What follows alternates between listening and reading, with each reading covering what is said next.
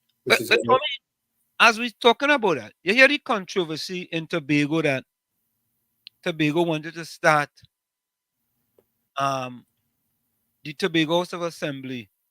And I didn't Mhm. follow the story too much, but I was seeing people talking about it. That the Tobago House of Assembly wanted to start their own airline. Is that what it was? I think they're talking to other airlines. I don't think Mm. I'm not sure if it's they want to start the airline, but someone in the chat could make Yeah, us. let me Google that because I aware. ain't sure about that. I ain't sure about that. I just heard some people talking about it, but They uh, they think that they're underserved, yeah. and they could be right. Mm. They could be very right with what they're thinking and what they're saying, and looking elsewhere for help. Because Mhm. I mean, why couldn't Caribbean Airlines think about putting on a flight to the motherland from from Trinidad? Because Trinidad is the furthest down on the chain anyway. Mhm. So here is something.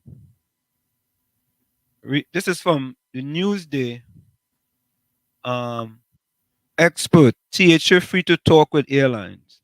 That's what they say. I saw that. Retired Director General of TT Civil Aviation Authority, Ramesh Lakshmidiyal, agrees that the THA does not need the former's permission to solely to have discussions with airlines about services to Tobago. Lakshmidiyal, a Newsday columnist, was responding to a recent announcement by Chief Secretary Farley Augustine that the THA was in the final stage of securing a deal with an unnamed airline for both domestic and international flights. Speaking to Newsday on Monday, Lakshmidiyal said the Civil Aviation Act very clearly says that the CAA is the sole authority to grant an airline permission to fly into, out of, or between TT. They, the THA, don't have that power. However, he had it added, just having talks with airlines requires no permission. Lakshmidiyal said he suspects Augustine may be talking to airlines about providing airlift, which has been done in the past. But at the end of the day, that airlift is not a matter for the CAA. The CAA doesn't get involved because it's business arrangement. He continued. But at the end of the day, the aircraft and airline cannot fly into TT unless they give approval. The airline has to be certified by its home state. They have to have a license issued by the CAA. So the CAA don't get involved in these type of arrangements. What they get involved in is matters pertaining to safety and security. He added that only a CARICOM airline could fly between Trinidad and Tobago. The same way Caribbean Airlines cannot pick up people from Miami and take them to New York. You can take people to Miami and you can take them to New York, but you can't pick up people from Miami and take them to New York. There are only a few countries in the world that allow airlines, foreign airlines, to operate between internal points. Also speaking to Newsday on Monday, Augustine said at no point did the THA said it will grant approval for any airlines to operate. The THA, based on the THA Act 40 of 1996, has authority to engage in talks and negotiations with the purpose of getting airlift to the island of Tobago. It has happened before. We currently have agreements with British Airways and with Condor. None of those negotiations and the price we pay really and truly is done by the CAA. He continued, before anybody could get to the CAA, the entities wishing to fly to Tobago, for that to happen, the THA has to have these conversations. The THA has to have preliminary agreements. The THA has to decide whether it's within our budget or not. Having these discussions is perfectly normal, he said, adding that only after agreements are finalized can an MOU, a memorandum of understanding, be considered. CAA's job come down to the granting of the permits. They are way on the back end. At the appropriate time, that will be advanced. Certainly, we don't need to get permission from the CAA to make negotiation. He said the CAA was not part of any discussion the THA had with Condor Airlines either. He said this conversation is bigger than just between Trinidad and Tobago, adding that perhaps the way his comments were initially reported may have led some to believe the airline will only do domestic flights. The Tobago tourism economy cannot move unless we have people having access to the island. We have a monumental challenge now. So let me finish reading this. Most of the flights coming from all source markets have to now connect to Piaco. A large part of the problem is that when they get there, when they get to Piaco, there aren't flights available to connect to Tobago because they're getting in late, too late to catch up connecting flights. Augustine said the CAA will be brought into the conversation at the right time, and he hoped to finalize the agreement by the end of September. Chairman of the Standing Negotiation Committee on Air Services Agreement, Anthony Vieira, told Newsday there has always been an assigned representative from the THA on the committee. However, he said he preferred not to comment on the issue otherwise until he spoke to Augustine.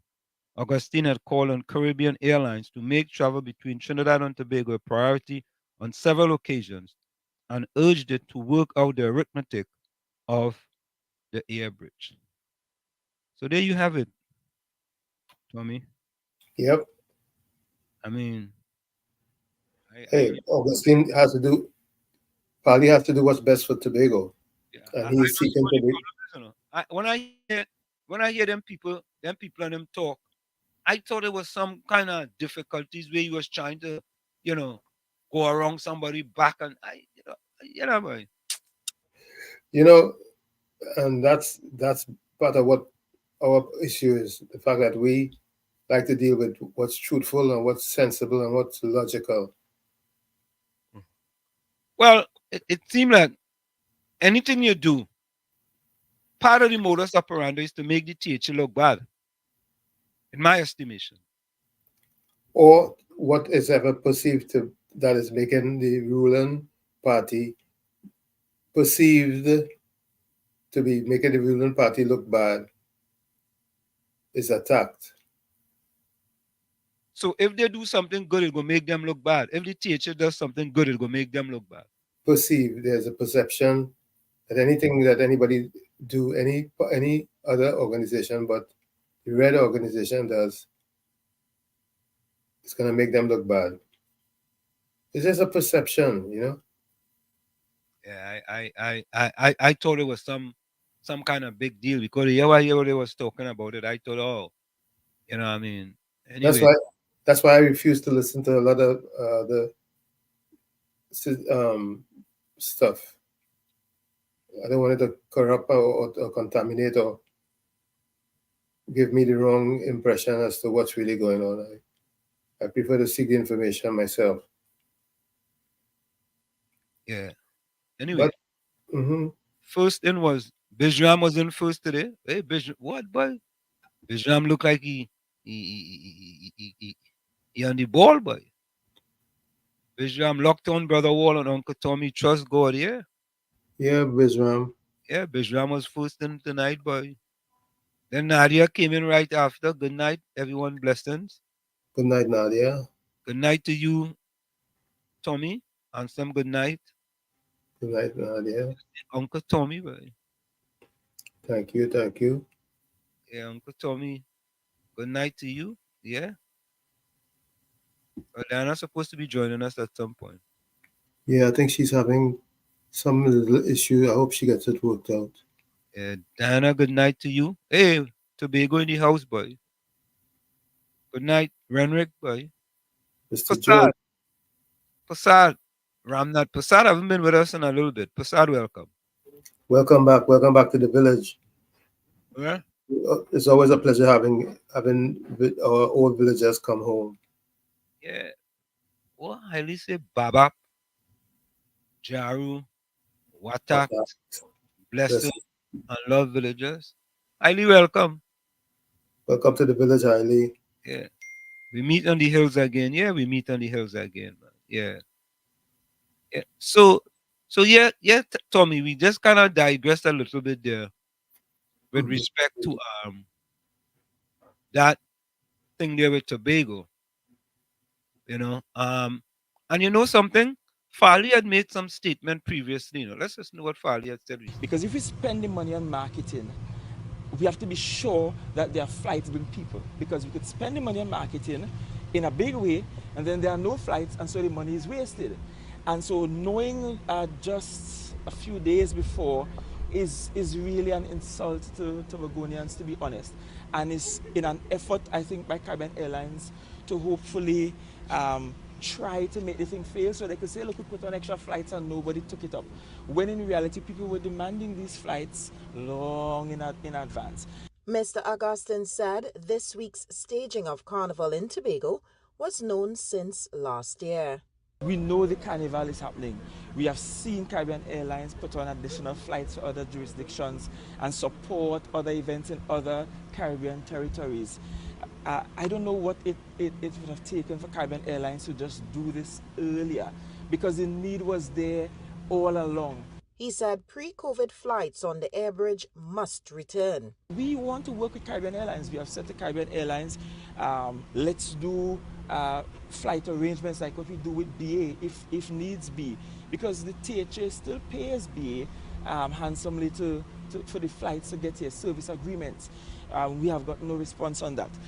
We want increased flights. We have been saying seasonally we need to move from the 12 round trips back to the 22 to 24 that we had pre-COVID, based on the season. That has not happened as well. So we really want Caribbean Airlines to work with us, but as you can see, they have not always worked with us. It is what it is. I believe the weekend will be successful. Augustine, however, praised the efforts of the Port Authority in providing additional sailings on the sea bridge. And they have sold out their previous demand for the weekend, and so they're adding more to facilitate.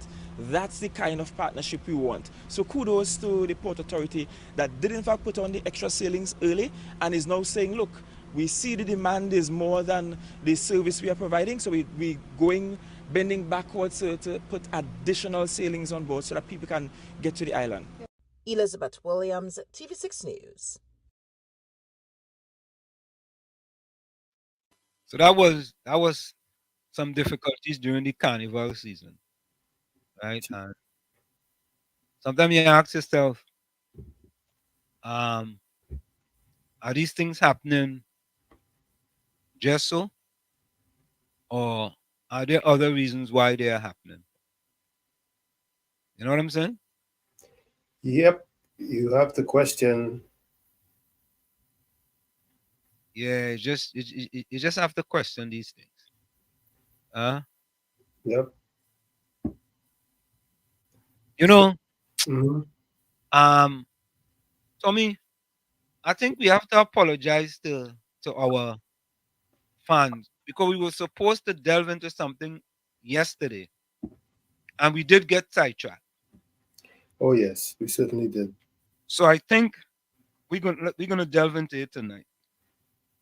We did get sidetracked. So why Big Boys does not have to pay property tax? So since I saw Bizram comment and Indra welcome, I think we should get into that, Tommy, because I think it's kind of important for, I don't know if people understand the significance or the gravity of the situation that's coming at them.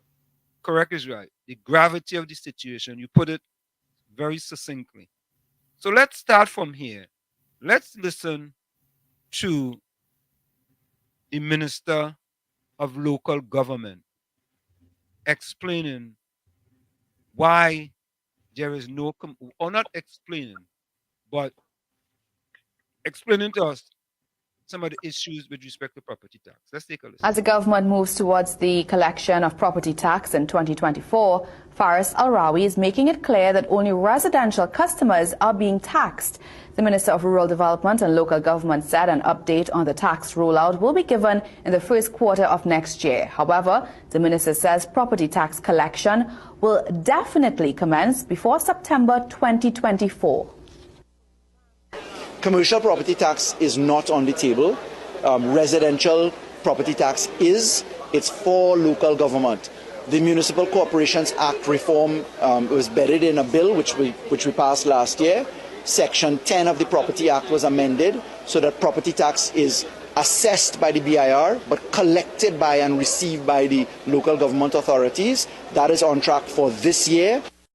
I'm not really trying to interfere with the bridge between the rich and the poor, because there's nothing wrong with the rich getting richer, but the poor must come out of poverty. Right? So well, that's kind of bridging the gap, that is the equation. It's not a seesaw where one has to go down for the other one to come up. You have to find a way that you encourage the rich to get richer, because in getting richer, they create opportunities for the poor. Opportunities. Of Trinidad and Tobago, who cannot enjoy the privilege of going into a grocery and taking anything off the shelf and not even checking the price. Do you think they really believe that you all are in touch with their issues in Trinidad and Tobago? Tommy boy? You know, I've never been able to wrap my head around the fact that you want to go to Joe Citizen first before you go to businesses that are making profits, handsome profits at that, to pay property tax. Well, Tommy, it doesn't add up. Robert, the former Labor Secretary, told us something. And I don't know if people was paying attention, but let's listen to it again. I'm going to give you a graph that shows whose income grew the most. If you're down at the bottom of the income ladder, how much growth do you get? If you're at the top of the income ladder, how much growth do you get? But you might choke a little bit on this graph. Are you ready? I just want to prepare you. Did somebody say wow? I like when people say wow. Do you know why you said wow? It's sort of shocking. But for those of you who are not quite with us, what we're doing is we're comparing 1980, and we see in 1980, most of the growth in income was in lower income people. By 2014, look where the growth is, and let's just be very specific. The poor and middle class used to see the largest income growth, but now the very affluent, the 99.999 percentile, see the largest income growth. In other words, what we've seen is a dramatic shift in the structure of the economy. You know, based on our experience here in the US, we know that the commercial properties, or should I say, non-residential properties, bring in the greatest income to the municipalities. I want to know what about that is so wrong in Trinidad that we have to ignore the commercial properties, ignore the businesses, and go to the homeowners or the residents. So Tommy, let's listen to this video with respect to property tax and commercial property versus residential property. Let's take a listen to this. Why should the government of Trinidad and Tobago have prioritized implementing property taxes on commercial? This is a In the Village editorial, okay? Why should the government of Trinidad and Tobago have prioritized implementing property taxes on commercial properties before residential ones? Property tax is a tax levied on the value of land and buildings, which can be used by the government to fund public services and infrastructure. Property tax can be applied to different types of properties, such as residential, commercial, industrial, and agricultural. The rate of property tax and the method of valuation may vary depending on the type of property and the jurisdiction. In Trinidad and Tobago, the government has announced its intention to collect property tax from all types of properties, based on the annual rental value of the land, which is determined by the Commissioner of Valuations. The annual rental value is the amount of rent that the property would fetch on the open market if it were put up for rent. The rate of property tax for residential land is 3% of the annual rental value, while the rate for commercial land is 5%. Some possible arguments for why it is better to put property tax on commercial property first rather than residential property are: commercial property owners are more likely to have higher income and wealth than residential property owners, and therefore have a greater ability to pay the tax. Taxing commercial property first would be more progressive and equitable, as it would reduce the tax burden on low-income and vulnerable households. Commercial property owners can pass on some or all of the tax to their tenants, customers, or suppliers, depending on the market conditions and the elasticity of demand and supply. This means that the tax incidence would not fall entirely on the owners, but would be shared by other economic agents. Residential property owners, on the other hand, may not be able to shift the tax to anyone else and would have to bear the full cost of the tax. Commercial property owners can benefit more from the public services and infrastructure that are funded by the property tax, such as roads, utilities, security, and education. These services can enhance the productivity, profitability, and competitiveness of their businesses, and therefore increase their returns on investment. Residential property owners may not derive the same level of benefits from these services, and may have other pressing needs and preferences for their income. Commercial property owners may have more incentives and opportunities to evade or avoid the tax, by underreporting or misreporting their rental income, or by using complex legal structures and transactions to conceal their ownership. Residential property owners may have less scope and motivation to engage in such practices, and may be more compliant with the tax laws and regulations. Taxing commercial property first would therefore increase the efficiency and effectiveness of the tax administration and collection. These are some of the possible arguments that could be made for why it is better to put property tax on commercial property first rather than residential property in Trinidad and Tobago. However, there may also be counter-arguments and trade-offs that need to be considered, such as the impact of the tax on the business climate, the economic growth, and the social welfare of the country. Ultimately, the optimal design and implementation of the property tax would depend on the objectives, constraints, and preferences of the government and the society. You see, some of these issues is why I take issue with the opposition party. I think that they should have pushed back and brought that to the fore, that commercial taxing, except if they're going to be affected by that also. You have to really wonder what's really going on. You know, Tommy, I think you're absolutely correct. I think this is one of the situations where the opposition party should be screaming to high heaven. Because not only that, Tommy, but there is a big thing here that those people in the urban communities are absolutely missing. Because, Tommy, we have said this, and I'm going to say this again. If you have a parlor in your property, or you have a shop in your downstairs, that is considered to be a commercial property. Mixed use. Taxed differently. So it's not now 3%, it's now 8%. So whenever they decide to bring commercial property tax, you get an additional 5% tax. You can't get away from that. Right? So to me, the poor are going to lose again. Of course, no matter how you slice it. No matter how you slice it, the poor are going to lose again. It's that first of all, you're going to have to pay 3%. I don't care what you have to pay. You're going to have to pay 3%. And then, you know, you have a little shop trying to make ends meet, you know, and you have to pay now an additional 5% when time comes for that commercial property. But the country and the opposition missed a valuable opportunity in order to stand up against that property tax. Well, let me take this and listen to this before we go for the break. We are bringing back property tax.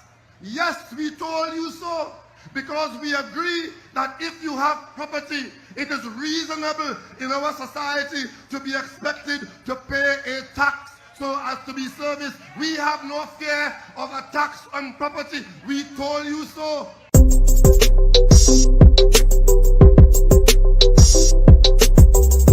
Last question, please. Ria Rampoli, CNC3. One of the more contentious issues in the last general election was that of the property tax. Where in the PNM's manifesto is this addressed? It's not in the document. This is one of the things we need to talk to people about. Let me take that one. I'm glad you raised that. I heard a UNC minister, I think it was the famous Prakash Ramadar, telling people that the PNM will bring back the dreaded property tax. Let me make it abundantly clear. The property tax has already been dealt with. So for anybody in the government now to be telling the population that this PNM coming into office will bring back that tax is the highest level of dishonesty, which has been the hallmark of this UNC government. We are bringing back property tax. Yes, we told you so. Stop the cap. Stop the cap right now. Stop the cap. No bullshit, bro. I mean, let's go for the break. Never speak. Folks, we're going for the break. We'll be right back after this message. It's In the Village with Uncle Tommy, Professor Wall Street, The Storm, and you on WZYE 95.9 FM. Stick and stay. We'll be right back after this message. You're listening to WZYE 95.9 FM. You are listening to WZYE 95.9 FM, the most influential name in Caribbean radio in the tri-state area. Broadcasting from East Orange, New Jersey, the most influential name in Caribbean radio. WZYE 95.9 FM. This is oh Lord, Trinidad and Tobago. This is DJ Bravo. I'm hurting you up. This is a sad place. My country turned into a sad place. When I look around, it's only sad face. Our country turned into a sad place. All I see in front of me, nightmares turn into reality. Like somebody build a monster factory. Parliament up against parliament economy. But let the moderators in another body in a drain. Somebody girl child missing, another rape again. An next road stain with somebody's son brain. Who take the F out of Port of Spain. This is a sad place. And of course, we are back with you. It's In the Village with the DAT Triplets on WZYE 95.9 FM. We come to you every Tuesday and Thursday from 7 to 10 p.m. That's Tuesday and Thursday from 7 to 10 p.m. So, Tommy, what did you say before we go? That was double speak. Is that what you said? Correct. I don't understand what you mean. Well, on one hand, you're saying that you're not doing it. And then you're saying that you told me so that you were going to be doing it. Oh. So it's a double speak then. Correct. It's right. But Tommy, let me go to chat. I don't know if people of Trinidad and Tobago really understand the significance of property tax. You know?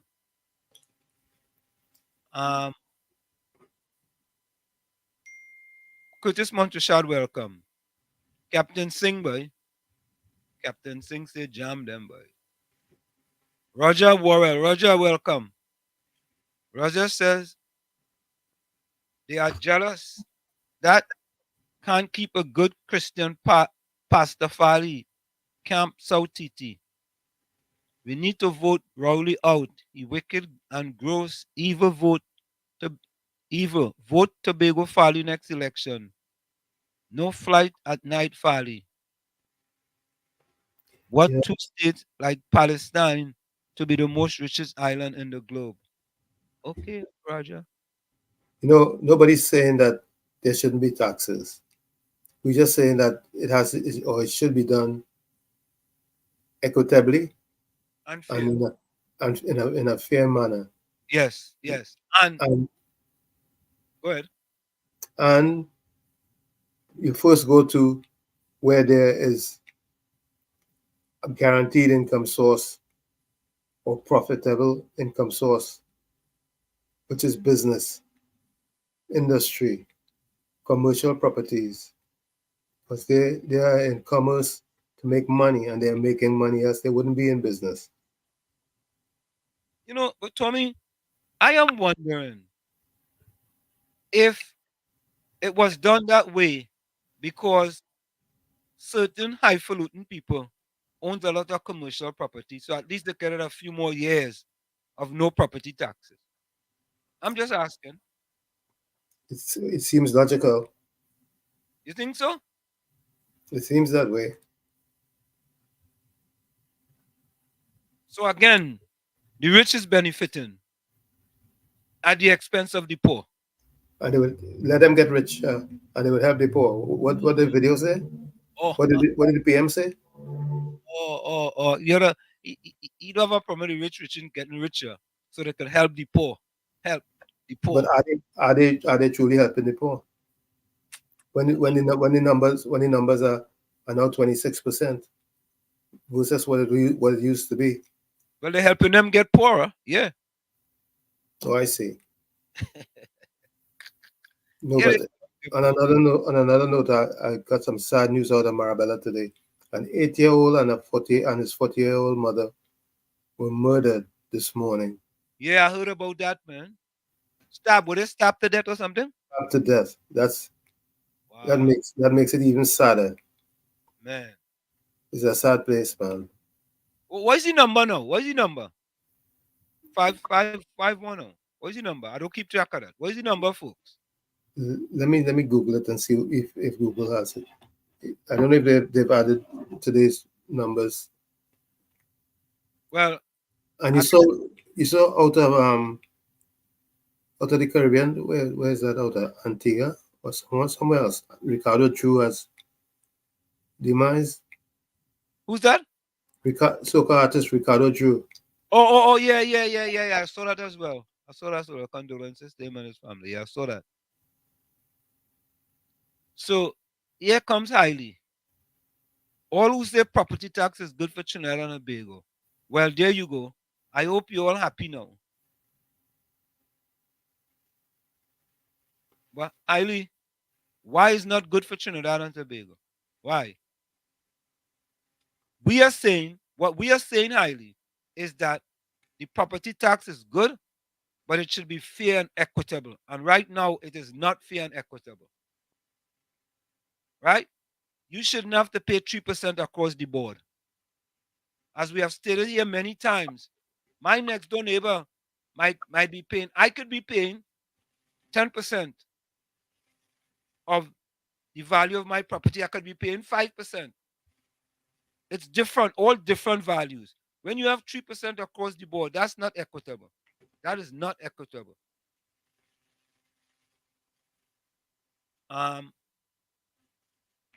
Anthem, your old diet P&M since 1956. P&M ever used money wisely?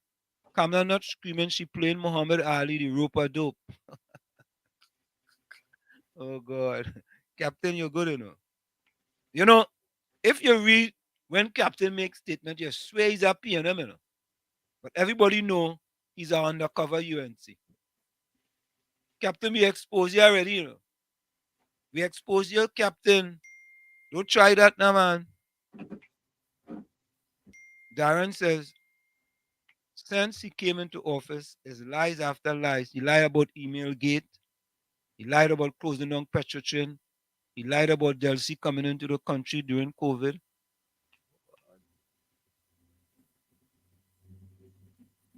Captain says, no wars. The poor put them in power in 2015 to 2020. And he say he don't pay property tax. Yeah? But let me go to this other video on property tax. Let's take a listen to this.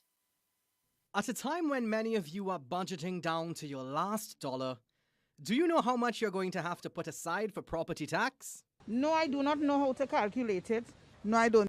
No, well, I don't know how to pay and thing. There's a form there and a process. That's correct. There is a formula. And for residential properties, it's 3% of your rental value as determined by a valuator minus 10% so you can get your taxable value. So let's say the annual rental value of your home is $38,000. You minus 10% and then find 3% of that. But there are many variables that determine your annual rental value. For example, the category of your home, and it ranges from what is described as a shack to substandard to a standard home where you have 1 or 2 bathrooms. If you have a bathroom in your master bedroom and maybe a game room, then it's considered a modern home. And if you have as many bathrooms as you do bedrooms, plus maybe a servant's quarter, a home office or library, then that's an executive home. Now, we can't give you any ballpark figures because on top of classification, it also depends on the size of the land and if any renovations were made. But very importantly, location is key in determining the value. For example, the rental value of a standard home in Arouca will be less than the same house in West Moorings. But just note that the minimum you can set the rental value is $18,000. Now, there are still tens of thousands of people who are yet to submit their valuation forms, and there's a $5,000 fine for that. In fact, if you go a year without paying property tax, after warnings, the state can seize goods to the value of what is owed.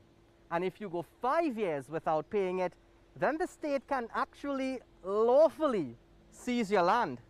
Now, it's still unclear if you'll have to pay the tax retroactively, meaning to make up for the years following the end of the moratorium in 2017. Some sources at the Valuation Division said no. We asked the Ministry of Finance, but they declined to comment. Akash Samaru, CNC3 News.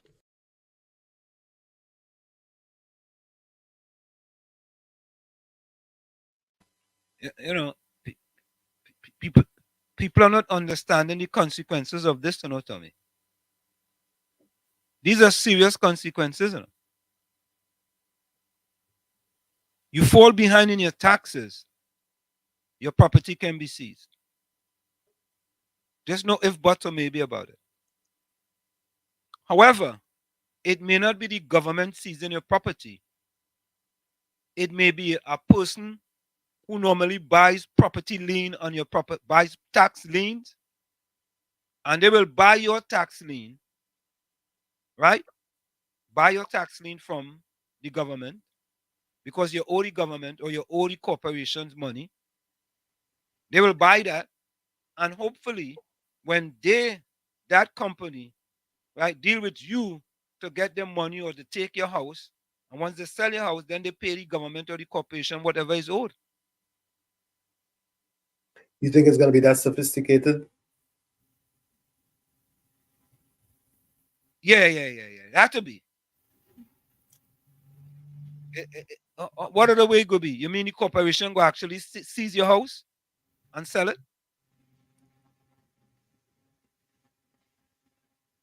Well, it's left to be seen. I think it has to be that sophisticated. Because I don't know if the corporation is in the business of buying houses or seizing houses.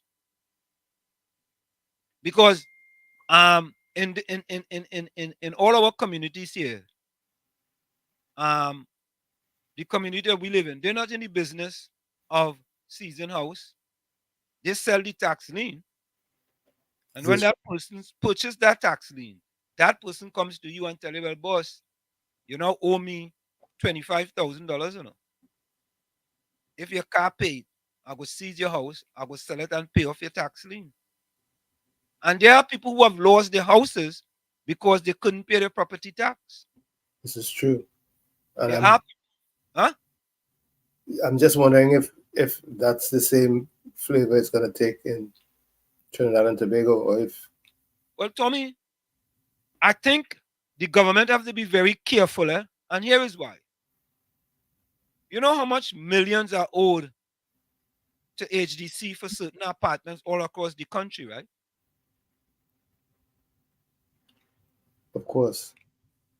And what has happened is that many of these people, some people owing 5 years, some people owing 10 years, some people owing more than that, and they allow these things to accumulate when they can hire an outside company where after a year, that company is responsible to go and collect those rents, and they get a percentage of the rent, 20% or 30%, whatever it is they negotiate. So it doesn't get to 5, 6, 7, 8, 9 years. And in my estimation, Tommy, that is a kind of voter bank thing to it. Yeah, because I'm seriously wondering if it's going to get that drastic. In Trinidad? Yeah, I'm just kind of wondering if it's going to get that drastic or if it's going to be soft soaped again. When if it's going to get drastic where people don't pay for years? Yeah, because with the AGC or NHA arrangements that took place so many years ago, so many people didn't live up to their obligation and they weren't evicted as such. Well, Tommy, we just can't go on this way, you know. Well, we can't, but at the same time, everything is political. But this is a new system that's being put in place. Put also all the bells and whistles at the same time. That will be with election coming in 2025. That's going to be a thorn in the side, Some people say 2024. Well, coming sometime soon. It's gonna have a telling effect on what the outcome comes up to be.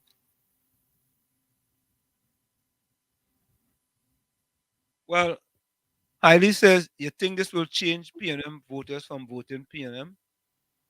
This is not a PNM UNC issue here. Right? Or am I missing something, Tommy? Except if they implement it and wouldn't collect it until after the elections.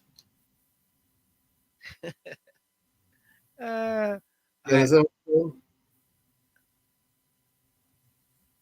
They implemented it after the elections, they stopped collecting. They start collecting after the 25 elections. No. They say they're going to implement it before. You know, the minister said. Yeah, I hear a lot of things that was said that didn't hold true. Oh, because the minister said they're starting to collect it in the first quarter, right? They weren't supposed to be it wasn't supposed to be coming back at all. And it was the most important topic in LGR rather. NGR? Local government reform. Oh, LGR. Okay. Yeah, okay. Vicky says, hey, good night to all. Just passing through. Hope all is well. What used to happen before Kamala and them stopped collecting property tax? Wasn't people paying property tax before? Manning stopped it in 2008. They were paying land tax. Well, I guess, right? Manning stopped it in 2008 in order to do the property tax or land tax? Well, whatever taxes period. When it comes to land and building taxes, it was called, I think. Yeah, I think something called. I don't think they ever. I'm not sure. I don't think they ever had property tax per se called property tax. I know there was land tax.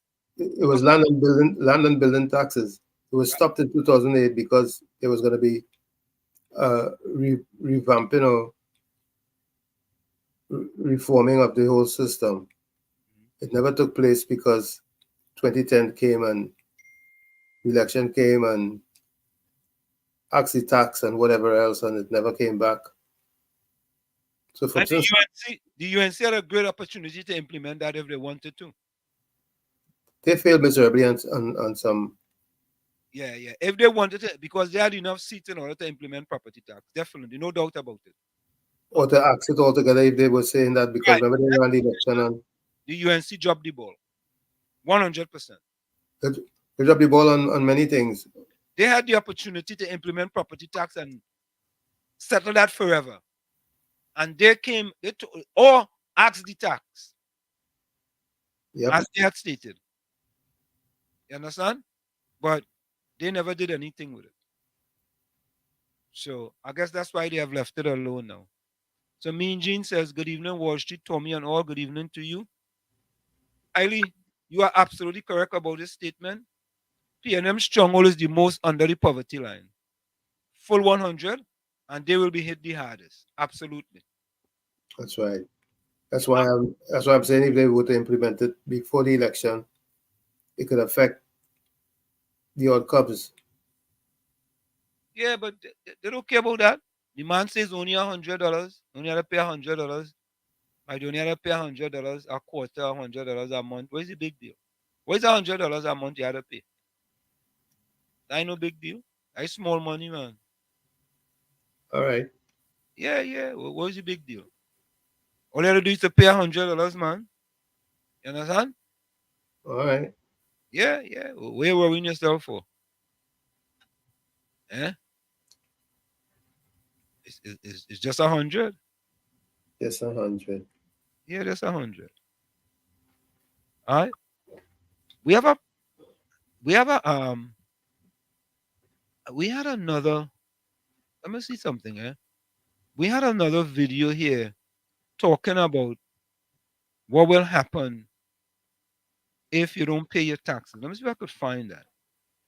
There was another video we had here talking about. No, not that one. That's some on property tax.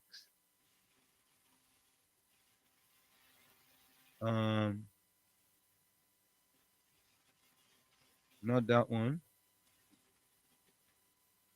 Okay, that's not it there. We had another one on property tax. Tommy, I don't know why people have not stood up with respect to property tax in Trinidad and Tobago. I think a lot of people don't understand what's going on. You don't understand? A lot of people just don't understand because the media was supposed to edify them and sort of enlighten them, or should I say, get them out of their slumber, wake them up, get them conscious. Well, however you want to say it, the media that's the role of the media to do that. And the media hasn't done that. The media has just gone along with everything. Well, you think the media go go and explain them about property tax? You think so? What good is the media then? If the media explain about property tax, they might have to go against the government. Eh? You think they want to do it? And media not in the business of going against the government. Well, why would they do something like that? I don't know. I think people need to stand up. I mean, I think at the end of the day, it's the people who need to stand up and be counted and say, you know. Yeah, but the information that they need, are they getting it? That's the other thing. If they're not getting the information, they wouldn't know. I mean, they may have to go look for it. Do you really believe that they're going to take the initiative?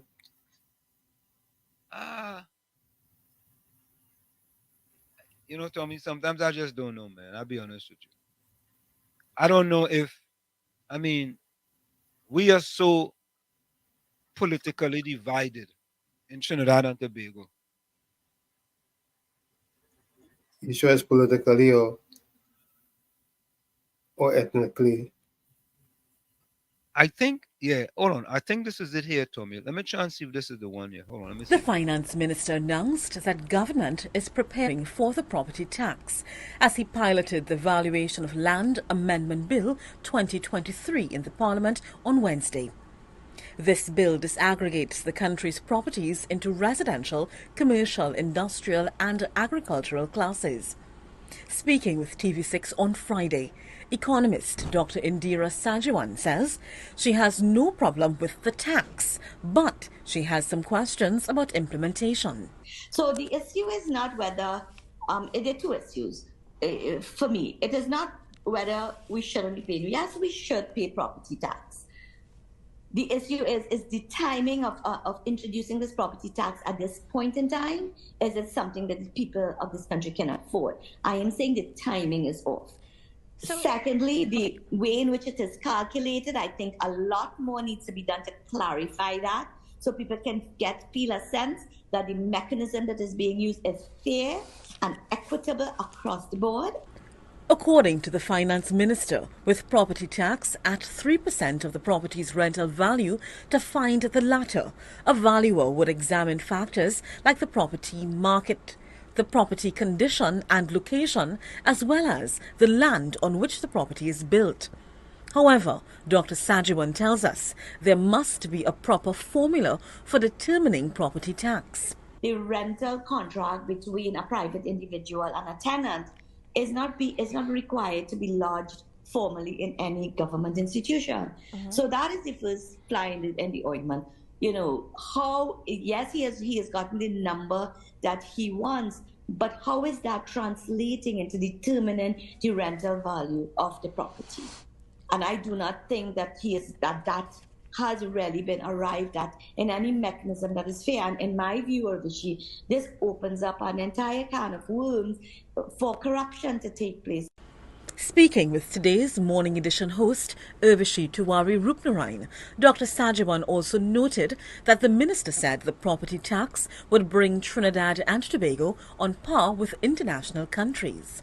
That I take umbrage with is the minister trying to justify that, you know, well, property tax is going to bring us into what's the term he used? The modern era. Into the modern era, and he cites the United States and the United Kingdom, and he attempts to quote the tax that they are paying, and says, okay, that justifies us. Now we should be grateful almost because we are paying less. But I mean, the minister failed to compare what citizens of the United States and the UK get for the property tax that they pay. Ultimately, she says, yes, the property tax is something the population must accept, but there is more work to be done to make the process of collection and spending less ambiguous. Nicole M. Romani, TV6 News. I mean, I don't know, boy. When this thing gets implemented, you're going to hear a lot of voices, you know. But then again, that's being Trinidad. We just wait until things happen, then we just react. You know, but this is going to have a significant impact on people, a lot of people in Trinidad, especially the poor, disadvantaged people.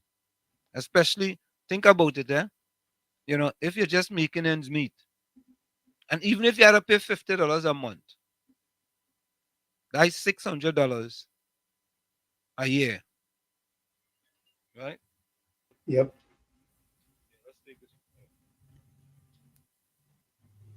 Bisram, welcome.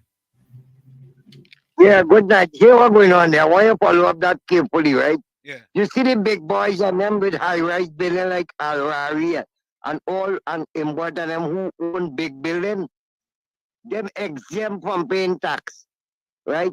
The forest space, they don't have to pay no tax. I don't know when they will pay tax. I want you to understand that and follow it up. The forest space is only residential. Poor people will have to pay tax. Do you understand me? Well, Bisram, I don't think they're exempt from paying tax, you know. I think if they have commercial property, they wouldn't pay tax on their commercial property until the government, you know, makes that, well, I guess signs that into law, because right now it's only residential property. Hear me? Yeah. Hear me, that wrong. Property tax supposed to be for everybody. Whether residential or not, you're supposed to be paying property tax. If you check good, the property tax will only be for the small man, the poor man.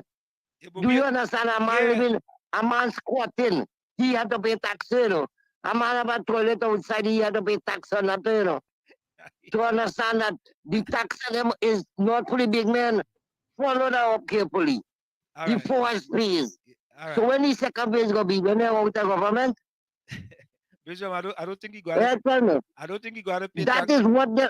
I don't think you got to pay tax. They may have to pay that. No, wait. I don't think you got to pay tax on the latrine outside. Yes, it's our outhouse. Remember, it's our outhouse. A dog killed and all that. You have an outhouse. So you had to pay tax. Squatters had to pay tax. No, but listen. Everybody had to pay tax. If you have a parlor downstairs in your house, or you have a parlor in your yard, that is commercial property. You have to pay 5% on that. 5%. Yeah. In addition to the 3% residential property tax that you have to pay. that is considered to be commercial property. So you got to All end up right. paying If a man paying property tax on a small building, he profit down small already. So he working for the government because he have to pay back all the tax to the government. The profit where he gain from his small little parlor, right? A man about 20 by 10 a small parlor. And he barely making a little money to feed his children, and then he ain't working no way. Think hard. People ain't working. Not everybody working. You understand? If a man had to pay property tax, he's supposed to pay for everybody, minister, whoever. You are fine, sir? Yep. Same one, and you averaging it if you lost the election. Well, you had time. You don't have to pay. The law don't say that already until when they going to bring the second phase. Tell me that. The government so corrupt already. When they going to bring that? You think about it. After the election. After the election. After the election, when you lost, and then so that he don't set up already that no big man ain't pay no tax. All this pressure for the small poor people. Right? All is the poor people suffering. People ain't working. You're getting $3,000 a month, $30 security and thing. What that could buy? Like CPAP money, $800 a fortnight and all this. What that could do? When you buy food and things, where you going home with? Tell me now. I understand. We hear you. We hear you loud and clear. Yeah, we know what you're saying, bro. Not easy. Thing not easy with people here. Yeah, we know. Whoever say it's easier, they're lazy and they on the block, they don't want to work. They lie. They lie. Look the other day. They someplace, I think it's Guyana. Yeah. Some people come to interview people there. Over. But some more people there. Some boat cruisy had they don't want people to work. Look how many people line up there and they say people don't want to work. People want to work, but where they can work? A man have 5, 6 CXC, can't work. He had to work KFC. He had to hold crab. You understand? To make a living. Some might thief. Right?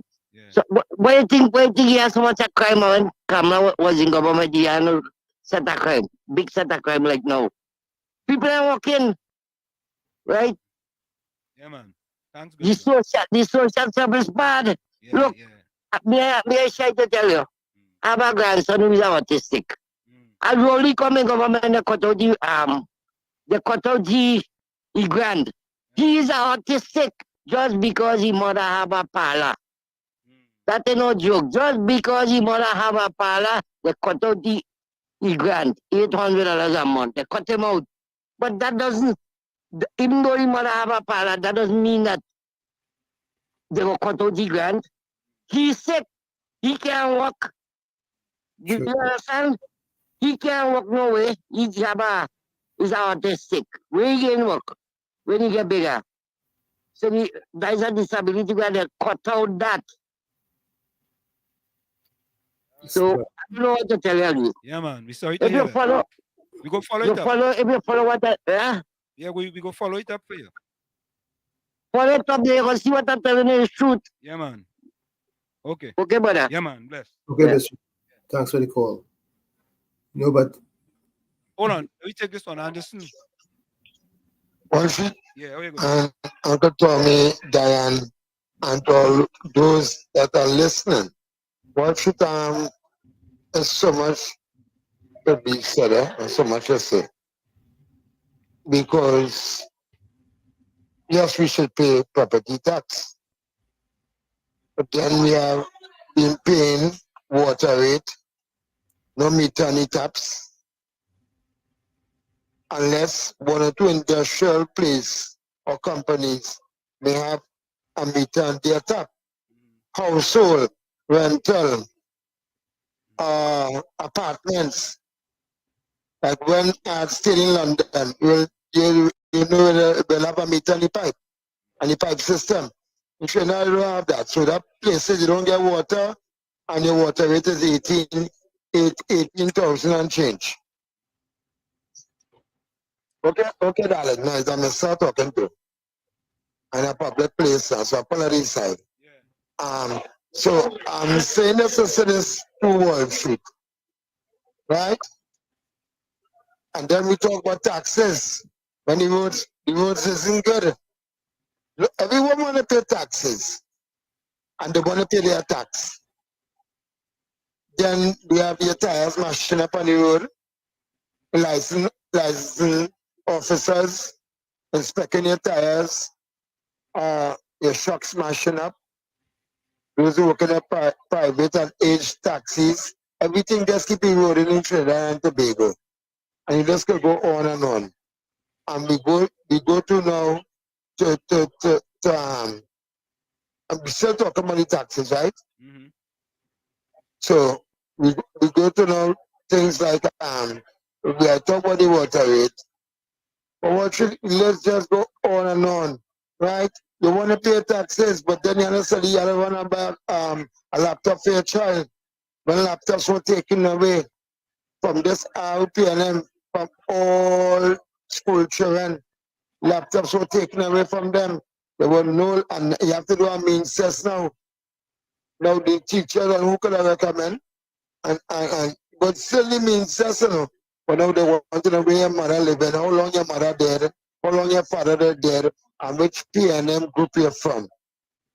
And this could go on and on. The way you pay taxes, but 150 million in US missing in fake oil with some cousin or somebody named Rowley, surname.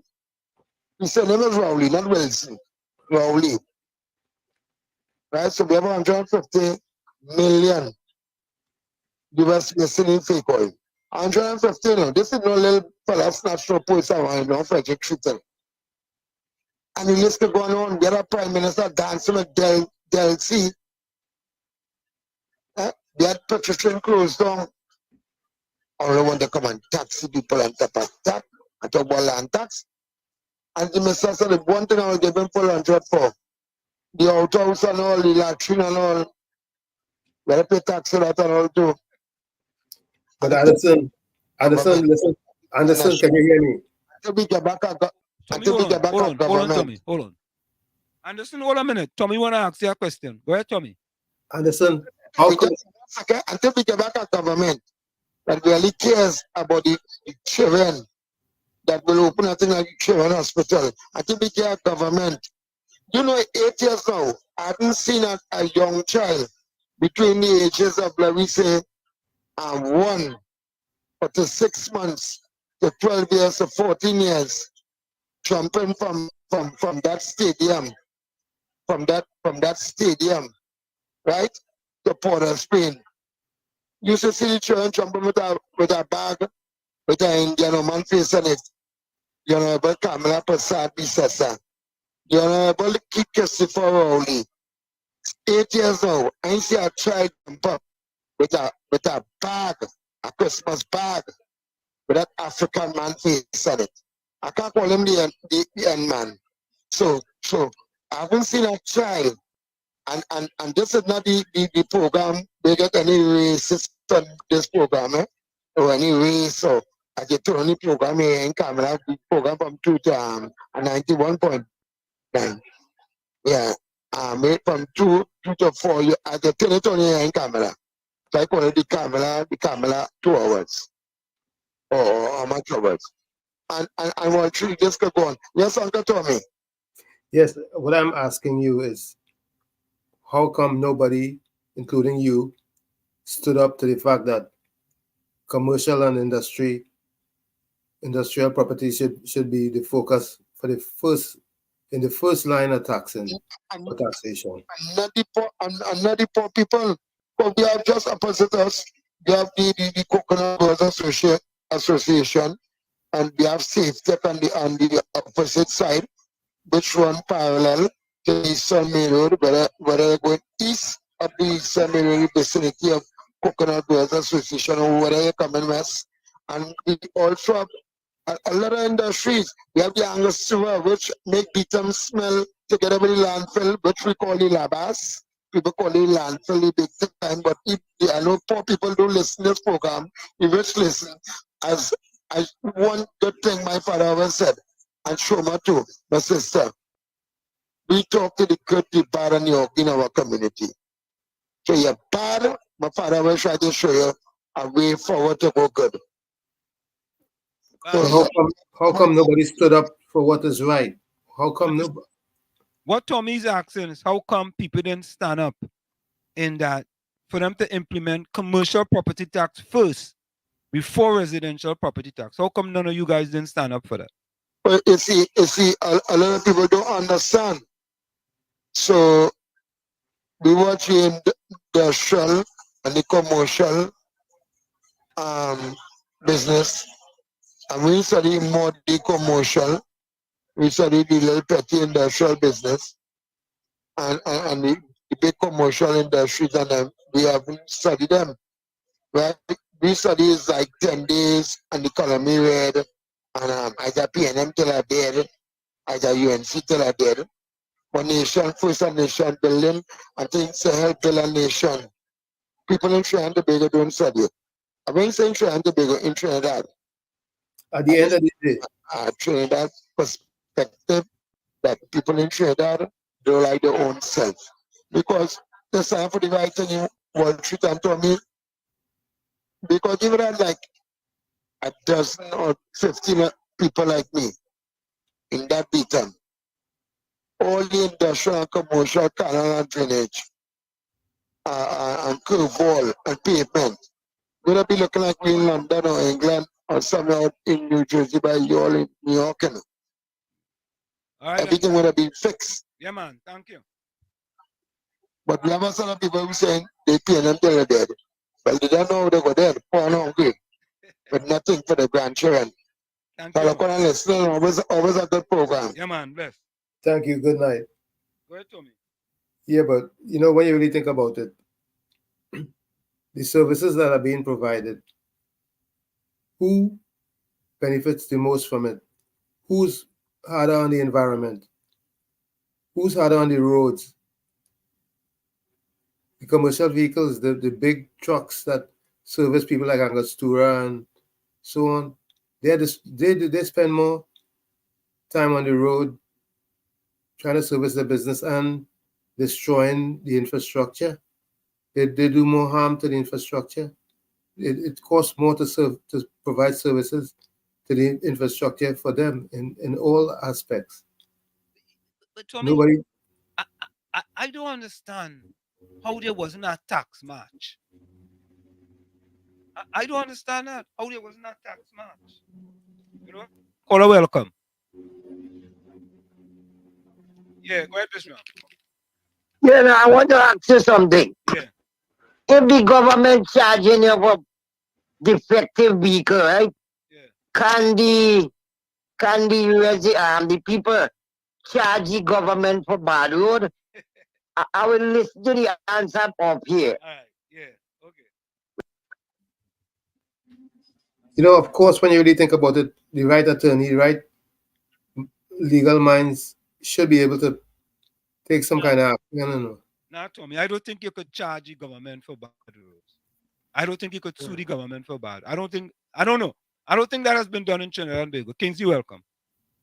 Yeah, not in Trinidad at all. Let me say good night and good night to the listeners, international and on the media platform. I think it's streaming live on Facebook, also YouTube. Right. I think you're also on Twitter. Watch it. Nah, we ain't streaming on Twitter yet. In Twitter, that's on YouTube. Yeah, YouTube and on Facebook. Yeah, we could stream on LinkedIn too. LinkedIn, but we just streaming on LinkedIn too. Yes, to all who taking up people and listening and all who listening. Kingsley, can I ask you a question? Kingsley, your party had an opportunity in order to either get rid of property tax forever, or implement property tax, and they dropped the ball on that between 2010 to 2015 because there are 29 seats, and they could have easily accomplished that. That is in my estimation, that is one of the things that the UNC could have done for the people of Trinidad. Listen, and Kingsley, they have done. Watch it, make it make sense. But let me tell you this: they have done a lot of good things for Black people in Trinidad between 2010 and 2015, and I've said that over and over. But I think I bet say good afternoon to Yes. Yeah, watch it. Well, watch it. But I think from an overall perspective on property tax, we could deal with that and get rid of that once and for all between 2010 2015. Go ahead. Watch it. You know the kind of fight down. And I wanted to tell my good friend, good night, Kunji, my soul here. The kind of you know the kind of fight down that lady get from these different parties she joined up to. The kind of fight down. People don't know, you know. If the story been told outside, people were there and ball, you know. So yes, I hear you. But it is not like your party where the fight or the holy line. In history, we see that who bring on the UNC party is UNC. Who bring the partnership is UNC people. And the partnership members, Pazio Pande, Ramesh and Jack Warner and others. You know what I mean? It's UNC that's the show UNC. Don't care who Tiffin in the PNM. Don't care who good in the PNM. Don't care who bad in the PNM. Don't care who ugly in the PNM. They hold the line. And as the link bust, they grab it back fast. It's like how you bust. They wash. Yeah, I mean, that is how Kingsley, stay one place. Stay they one do. place. So I hear you. Yeah. Yes. Yeah. Go ahead. I need road. I need road. I need on the steps there. Oh yeah, go. I remember some No. tree. Go by the lamppost to the. Are you? Go by the lamppost to the Wi-Fi. Are you hear me now? I will hear you better there. But Kingsley, can you hear me? Hold on. Go ahead, Tommy. Go ahead. Kingsley, can you hear me? Yes, Tommy. Yeah, Uncle Tommy. Yeah. Yes. My beef at this point is that, okay, we fast forward and we're here today with property taxes being implemented. How come your party didn't stand up to the fact that commercial property should be the focus for the initial taxation versus residential property?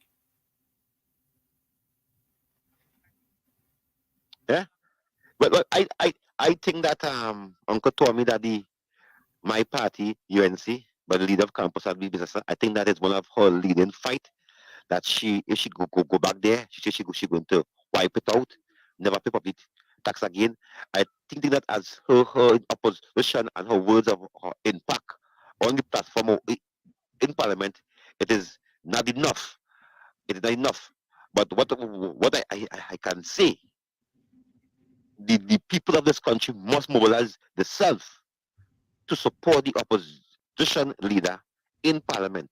The people of Trinidad must mobilize themselves because we've been talking in parliament. We've been saying, we tell them in 2020 that lower tax on the camera, 50,000 jobs in 1 year time. We told them that. We told them that in 2020. We bring the facts and the evidence to them.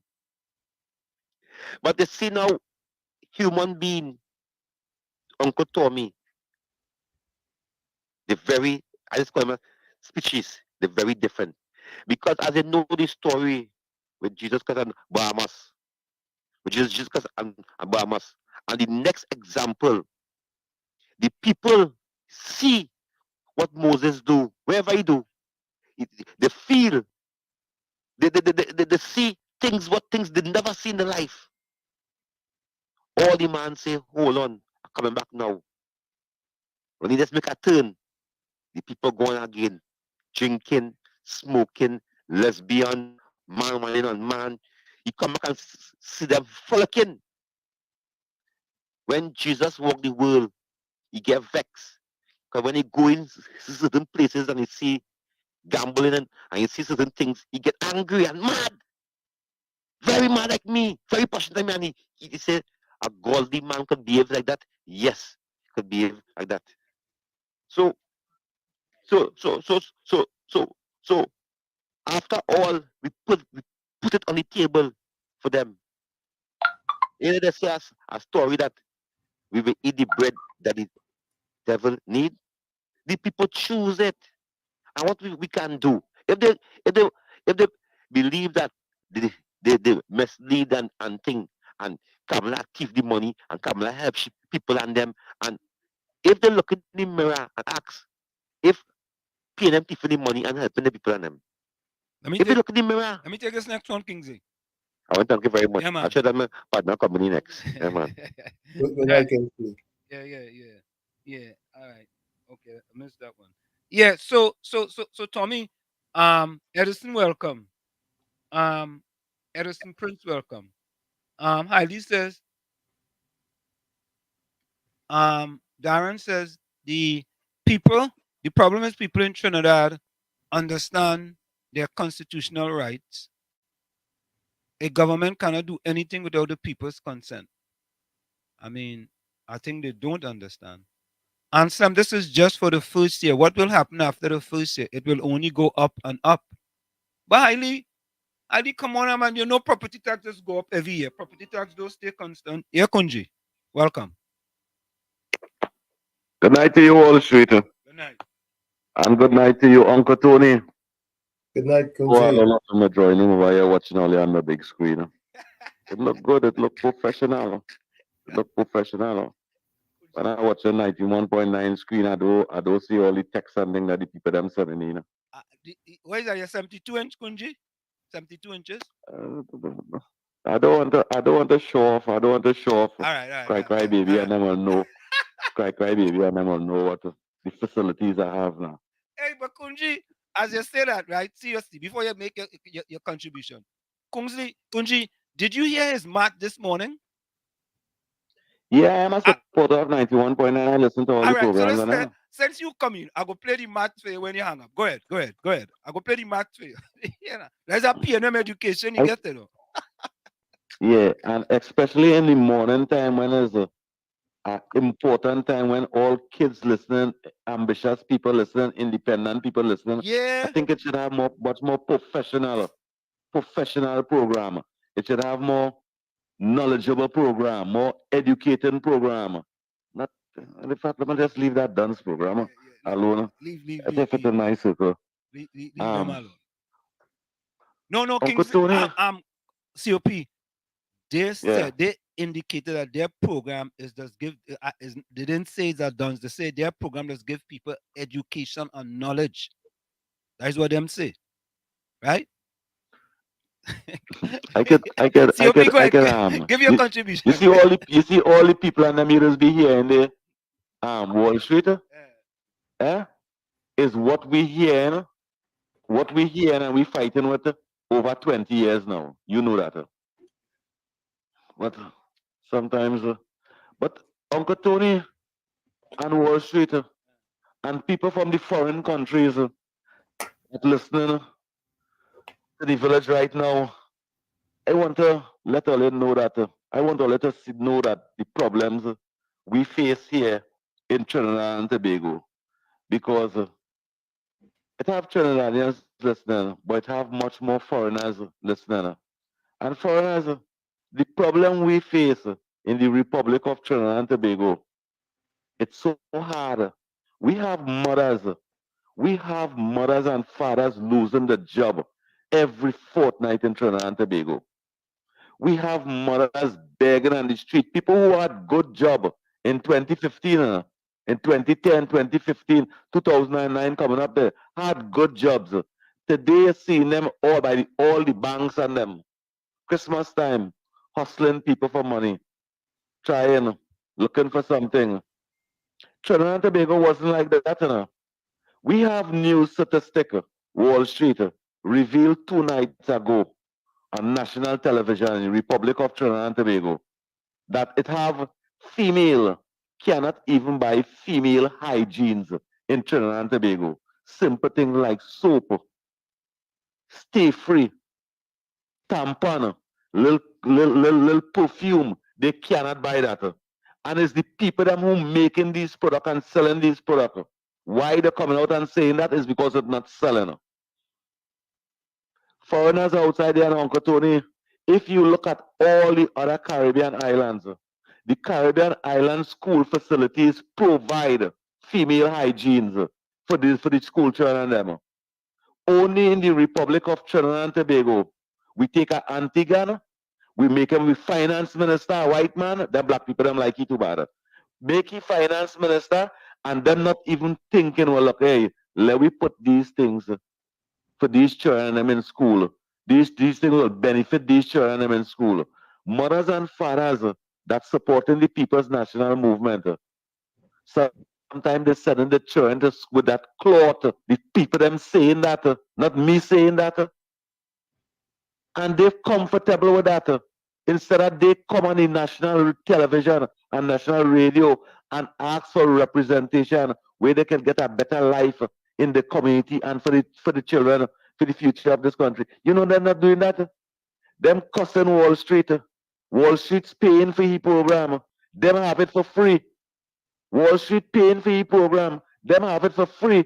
But them trying to belittle an independent person who paying for the program. What radio does encourage that? Eh? The person who paid must be condemned, and the person who getting it free must go free. No, we will condemn them right through. Cry, cry, baby, with your big cheeks. All you have to do is put two nipples and your cheeks, and you have a complete female chest. I can see. All right. All right. Wall All right, Kunji, oh God. Kunji, oh God. Don't put we in disrepute now, man. Oh God. You know, we don't make it, we don't take it personal. We don't go personal. We don't go below the belt. All right, Kunji, you know that. You know that. We ain't going below the belt. We want to keep it nice and above board, right, Tommy? Yep, we gotta be impeccable with our words. Yeah. We keeping it nice, Kunji. We keeping it nice. You understand? You're welcome here at any time, but we keeping it nice. You understand? They call me all kind of names. And Tommy, I didn't even want to play the one today because I didn't really want to deal with them today. But Tommy, I want you to listen to this one, though. I want you to listen to this one, though. Listen to this one, Listen to this. 442 divided by 10 is how much times? That is, 40 times? 42 times? So we are your viewership 42 times over. He's talking about us? Yeah. 442 divided by 10 is how much times? That is, 40 times? 42 times? So we are your viewership 42 times over. Tommy, 442 divided by 10. Tommy? Mm-hmm. What did we miss? I don't know. No. I mean, you don't know, Tommy. You know what we missed? 442 divided by 10? Yeah, 442 divided by 10. You know, at least you could have. At least you could have. No. 44.2. Tommy, I did the maths immediately. And I said, but wait now, boy. I said, that is a P&M education. 442 divided by 10 is how much times? That is, 40 times? 42 times? So we are your viewership 42 times over. Mm. All right. Tommy, it's sad, boy. The maths. The maths, not maths, and that's Dalmatics. That's not only cry, baby, you know. And that's mental math. You don't even need to go on paper to do that. That is correct, Tommy. That is mental maths. You know, Tommy? So Tommy, we had to give a special thing to Dale cry, baby, you know. Listen. Hold on, listen to this. I could not believe when I hear that.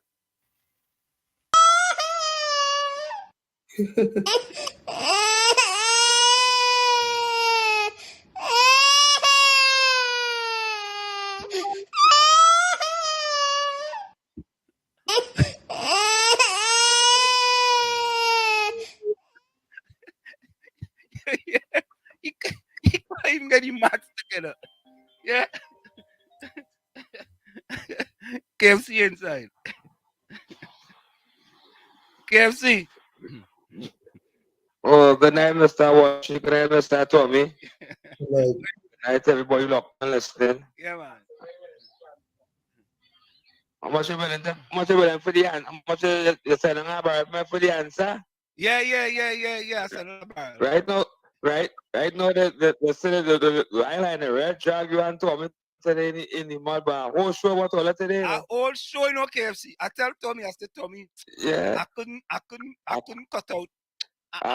I call you all the time. This is probably listening to all the program. Yeah, I So what's am. that about for the little pampers and all kind of thing in there? And he lied to her. I go take him on. He lied to us to her. He lied, but we go take him on. But you know what I mean? You know, you just a cry, baby. You know what I mean? Hold on.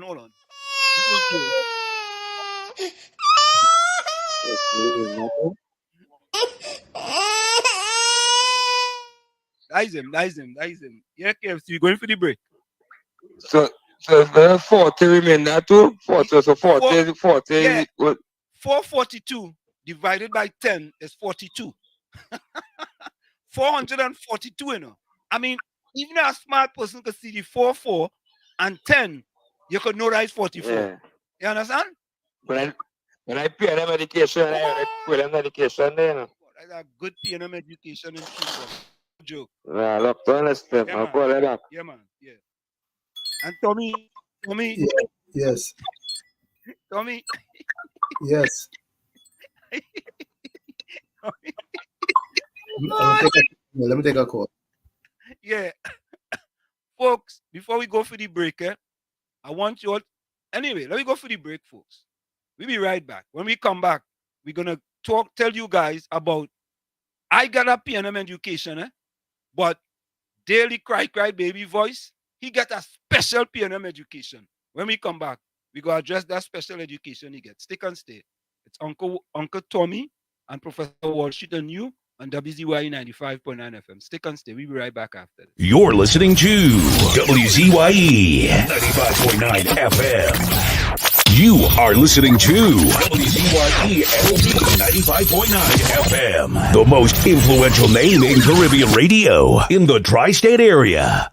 Broadcasting from East Orange, New Jersey, the most influential name in Caribbean radio, WZYE 95.9 FM. You're listening to WZYE 95.9 FM.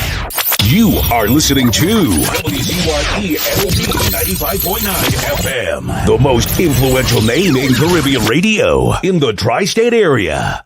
Broadcasting from East Orange, New Jersey, the most influential name in Caribbean radio, WZYE 95.9 FM.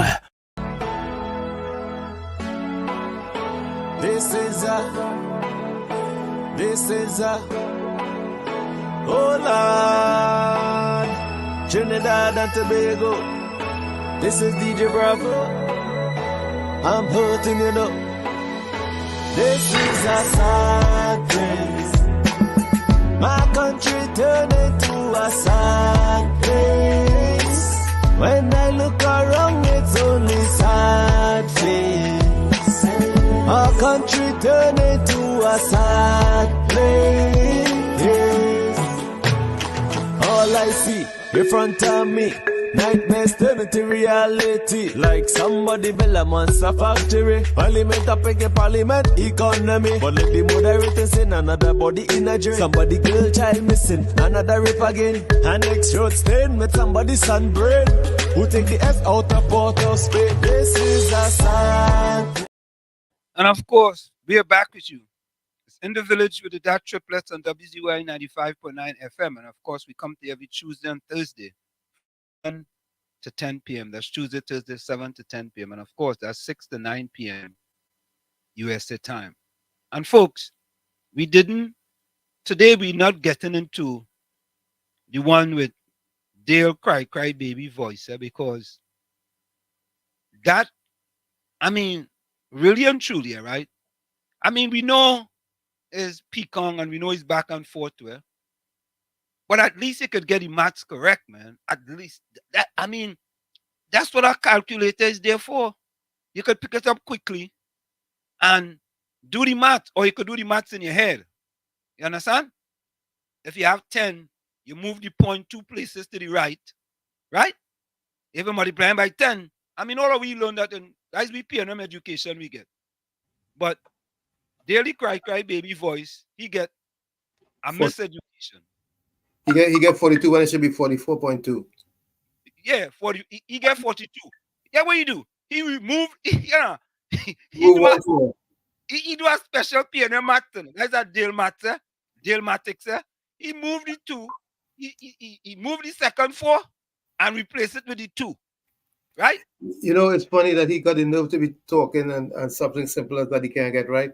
He can't get something simple as that, boy. Listen.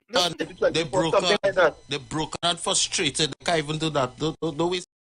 That is not the one. We don't want that one. That's the other one we're going after. We don't want that one. We want the one where you can't get the match right. Hold on, let me get the one where you can't get the match right.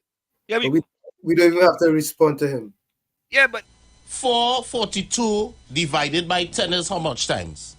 That is, well, 40 times? 42 times? So we are your viewership 42 times over.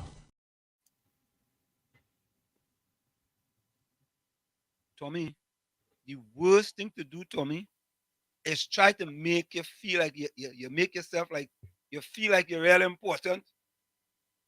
And it is sad that, anyway, let me move on. Let me go to the chat. So that means that he obviously he's trying to monitor us on all the platforms, or what is he about? Well, Tommy, the whole program this morning was about our program. And the thing about that's good. That's quite good. No, and he lied about us too. Yeah, well, he lied to us. But we got to take him on. I'm not surprised, but I don't even have. I don't think we have the time for him. We should focus on edifying our but you shouldn't lie though. You shouldn't lie. You should speak the truth. They can't help themselves, man. Judy said back to school. I wonder if he went to what school he went to, boy. I hope he did. I wonder if he went to Tranquil. I don't think he could have gone to Tranquil. Or Fatima. I don't think he could have gone to Fatima or St. Mary's or CIC or one of them schools. I doubt that. Them just get better education than that. It's not important where he went. Yeah. It's where he's going. Oh God. Hey. Mohan, I'm not reading that, Mohan. I ain't reading that either. Not be that. Zakia says KFC lock on. The answer is 44.2. Yeah, of course it's 44.2. 442 divided by 10 is 44 remainder 2. Anybody know that? Tommy, and Tommy boy, they blaze you, boy. I say, boy, I'm playing that for Tommy. I leave it. I ain't playing it. Well, you know, there's always they call me under the street, under the pavement. Oh, but Tommy, the real blaze you, boy.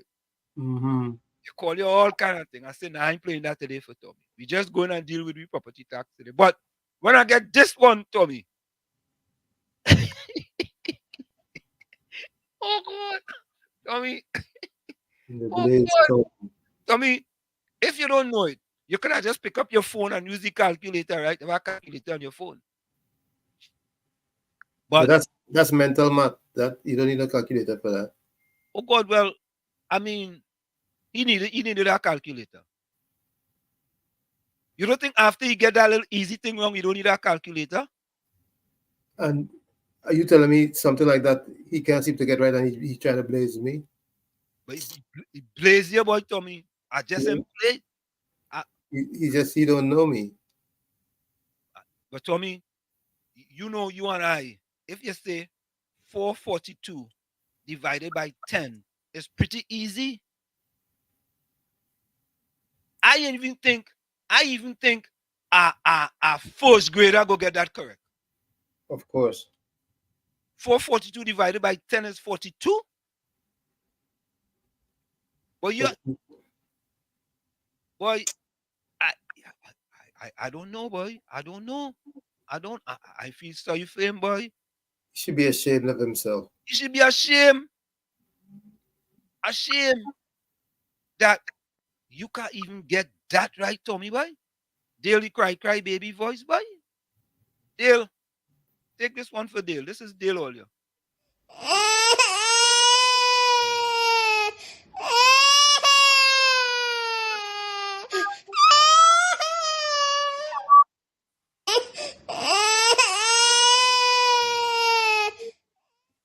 Yeah, that's enough time for them. Move on. Guys, I've been, they doing my network around here. So a whole heap of drama with my thing. So I'm in. I'm gonna stay incognito for a reason, okay? But I'm in. I don't know how shaky the network is gonna. They what they call it, building it up and refurbishing it and cutting down a set of trees. You all don't want to know. Anyway, so what's up? Who don't know how to do long division? Well, we had a gentleman Mhm. by the name of Daily Cry Baby Voice. Oh Lord. Going out today. Mhm. To say this on his radio program this morning. Listen to the Dale Matrix. 442 divided by 10 is how much times? That is, 40 times? 42 times?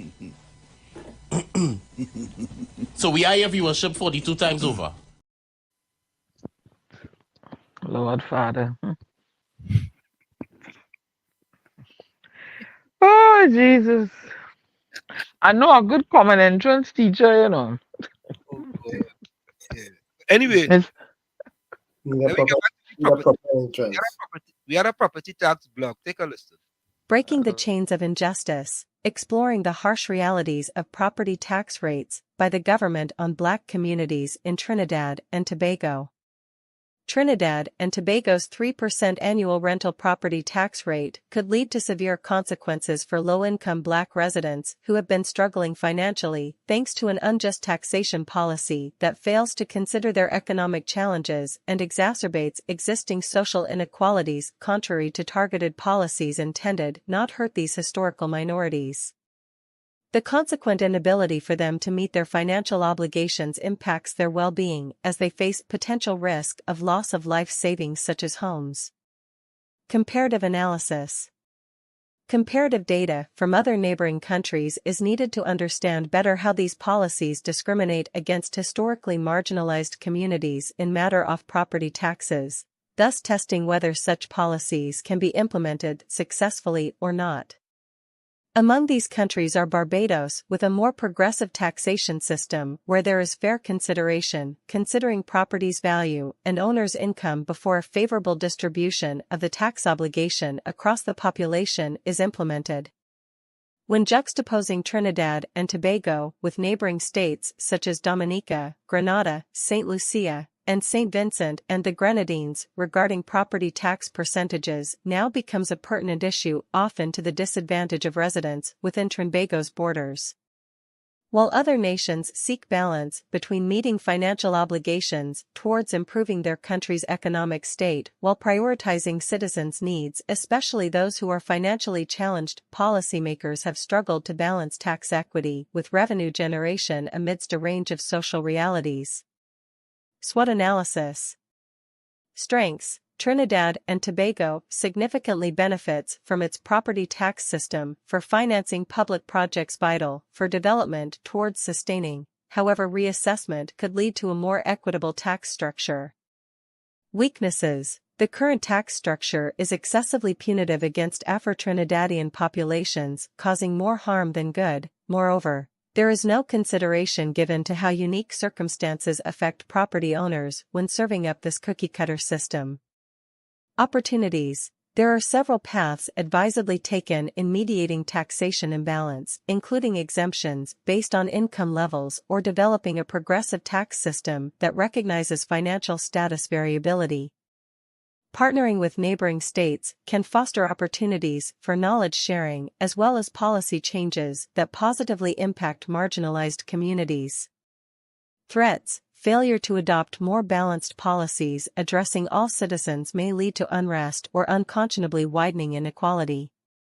This could impair economic growth alongside backward socioeconomic progression in Trinidad and Tobago long term.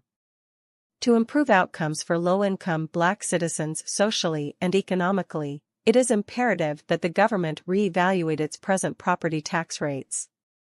Adjustments aimed at creating equity will positively impact these vulnerable populations financially while promoting general harmony nationwide, simultaneously culminating into overall progressiveness gains, collectively added as benefits. In short, TNT's current 3% annual rental value-based property taxation policies inflict significant hardship on low-income Black residents, in comparison to neighbors, cause a need for reforms promoting better inclusivity and social justice while making economic advancement. In essence, addressing such drawbacks through practical policy considerations centers on prioritizing vulnerable community needs, thereby creating an equitable system benefiting the entire nation. And you know why? That was done because of the 26% of people, Black people living below the poverty line in Trinidad and Tobago. And the drastic effect, the dramatic effect it can have on them with this. Now, I'm not saying that Trinidad and Tobago shouldn't have property tax. I think Tommy concurs with that. I understand in that, but I think the tax has to be more equitable. Mean Gene says he went under the school. No, he went to school during the summertime, during recess break. Yeah. Mean Gene, you're being very generous. Very generous. And listener, the sad part is that the fella give we a ad, forever, We are ad forever. So folks, this property tax in Trinidad and Tobago, I thought the streets would have been filled with people marching up and down Trinidad and Tobago. But I guess, in Trinidad and Tobago, we wait until things happen and then we react. Turn it into a property tax fete. Yeah. They will come out and wine and jam. Make an extempo about it and put, how to have a rhythm section. We call it, Tommy, an engine room. Correct. And they will come out on the streets then.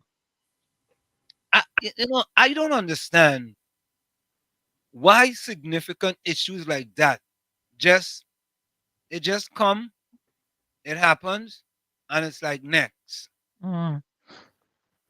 What's next? Because they're not, and they find skillful ways to distract them, and they're not, they're not focused on what they really want. They scatterbrain and skittish like a deer running here, there, and everywhere. They're not sticking to one thing and marching and getting that fix. I don't know. I didn't know my Trini people were so. I thought they were more serious-minded individuals, but like that. I see a girl get married. Nobody lives there. Nobody lives there, so they don't care. They don't care. And like you say, those that working have the little walk. They're frightened to lose the walk, so they're hushing them out. Nobody's getting up and being serious about anything. They're not. They don't care. Tobagonians care. Different. They send a message loud and clear. But I don't know around my Trini people, boy. With the place where I'm born, I don't know around with them. when you have people like Cry Baby Gibbon, say he educated the people, or I don't know what kind of education he given them. And Tommy, it's the sad thing, Them just say we educating the people. And you educating the people and you don't know what 442 divided by 10 equals to? Oh, yeah. That, come on, man. Any little 2-year-old, 1-year-old could solve that. 10%, 10% of a number is always the first two numbers, and you could continue. Right. No, but the thing is, could you imagine he's taking pot shots at us? Mm. Something as simple as that he can't seem to get right. Yeah, and Tommy, What kind of broadcasting he's doing? all kind of pampas thing and this thing and this thing, and we ain't gonna take no pot shot at him. We ain't gonna go down. We ain't going down we ain't going any gutter with him. But if you miss it, What kind of broadcaster is that? I well, tell him, well, wait a minute. In his defense, he was off by 2 points. You think he would still get the answer right in common entrance? no, Anna, don't say 2 points. It's 0.2, 0.2 over 0.2 points, 0.2. He said 42 and it's 44. So you think he go get? You think he will still get the point, the answer right in common entrance? But you know, Diana, that's a good point. You know, I like to see what he's scoring the SCA. You know, what do you I want him to still get the answer right. They'll feel sorry for him and game it, man. Yeah. So I mean, how them trying to, and Diana, how them trying to battle and call themselves intelligent? That's the thing. I don't get it, boy. I really didn't get it. I'm sorry to hear. I said to myself, I said, I ain't even really going for the rest of things. Now I think that one thing alone is good enough. I just leave it there. Just you know who suffers the most from those inadequacies? The organization that he represents. Lord. You know what I said on Wall Street? Yeah, say that again. I said who suffered the most from those inadequacies is the organization that he represents. Well, that is if you represent. Oh, okay. I'm trying to read in between the lines there.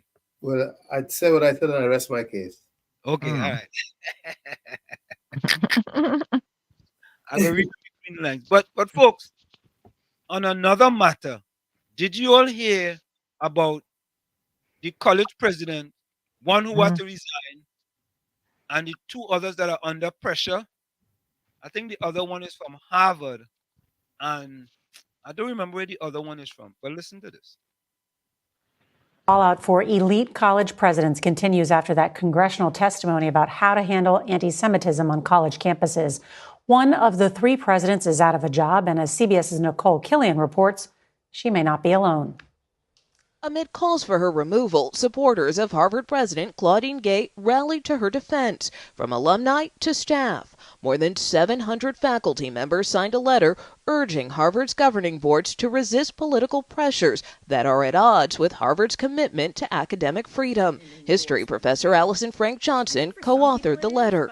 Those 700 plus signatories all agreed on the fundamental importance of the university from political interference. Does calling for the genocide of Jews violate Harvard's rules of bullying and harassment, yes or no? It can be, depending on the context. Gay's response at a congressional hearing last week, along with the presidents of MIT and University of Pennsylvania, ignited a political firestorm. It is a context-dependent decision, Congresswoman. It's a context-dependent decision. That's your testimony today. Saturday, Penn President Liz McGill resigned. I would say it's bittersweet. Eyal Yacobi is a senior at Penn who attended the hearing. And I think what it exposed is what a lot of us have been saying for a while now, is that there's this sense of moral ambivalence when it comes to anti-Semitism. Following McGill's resignation, Republican Congresswoman Elise Stefanik posted on X, 1 down, 2 to go. Michael Roth is president of Wesleyan University. And I hope they don't lose their job, because they would then be subject to these outside forces, the Republican Congresswoman on the one hand, but also these big donors who are trying to throw their weight around. And I think that's not good for the long-range health of these schools. Before McGill's resignation here at Penn, at least one major donor threatened to pull a $100 million donation, and a prominent Harvard alum claims the university is missing out in over $1 billion in terminated donations. In light of the controversy, Harvard's president has apologized for her testimony. Nora? Nicole. It's all about the money. It's all about the money, boy. Yep. You know, Harvard endowment is about. Let me see how much Harvard endowment is and MIT endowment. And Listener, you see where some of those universities now they're looking at them and making them pay their taxes on their property. You notice that? Did I say make that my again. statement correct? Did you see a story where in the city of New York where those the Columbias and what we call those other schools, they're looking at them to not give them a property tax break anymore. They're looking to try and collect property tax where they can distribute it down to the CUNYs, That's a good thing. the smaller universities. So they're up in arms now. That's a good Yes. thing. Now listen to this. Mhm. These are the top 4 institutions for endowments. This is money that people donate to the school. They give scholarships. They do a lot of things with it. Harvard University have $49 billion in endowment. Repeat that. Harvard University have $49 billion in endowment. That's billion US dollars. They could run a country all by themselves. Right? Yale University is second, $41 billion. Stanford University is third, $36 billion. Princeton University is fourth, $35 billion. This is just endowment. Can you imagine? I wonder what they're doing. Who donate all that money to them, boy? Well, alumni who make a lot of money. Yes. Alumni who make a lot of money. Yes. I think Zuckerberg. I don't think Zuckerberg graduated from Harvard. What? Let me see what school Zuckerberg went to. He didn't graduate from college, I think. No, he didn't. But I think he went to Harvard. I think. Hold on. The guy who owns Facebook. Oops. Zuckerberg went to Harvard. Zuckerberg went to Harvard. Let me see that. Right. Zuckerberg, he got into Harvard because he mastered a serious interest in which he shows exceptional ability. So, how long did he stay there? I don't think he graduated though. I don't think so either. Founded out Facebook, founded out of his college dorm room at university. Zuckerberg left Harvard University in his sophomore year to concentrate on building the Facebook site. The user base of the website has now grown to more than 2 billion people, turning Zuckerberg into a billionaire. So he left Harvard as a sophomore. As a sophomore. And he's a billionaire. That's the man who started Facebook.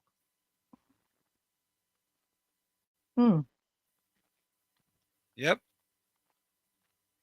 So you know what happens is that from Facebook, Harvard could get a large donations to endowment. So all those big people who graduated from Princeton, Yale, Stanford, and these big universities, they come back and they donate to the university. And what they do is that they put political pressure on the university if something happened they don't like. So they tell them, well, listen, I ain't giving you my 100 million this year. I ain't like what going on there. You got to change that. Fire Anselm or else. Yeah, that is it. Oh, wait, what you think Harvard gonna do? Well, Or taking less African people, less black people. No. That's it. What? No, that's it. Taking more. They said taking more. Yeah. They need diversity. They need diversity. So they want Gates' head. What's that? They want Mrs. Gates' head. Why they want her head? Yeah. They want she head. And really and truly, if they want she head, They can get it. Yeah, the staff could say what they want. You have to make a choice. Either you want 100 million over here, or you want to get rid of Gates over here. It ain't too hard, you know. Because it's Harvard University he's in charge of, no? Yeah, she's Harvard University, yeah.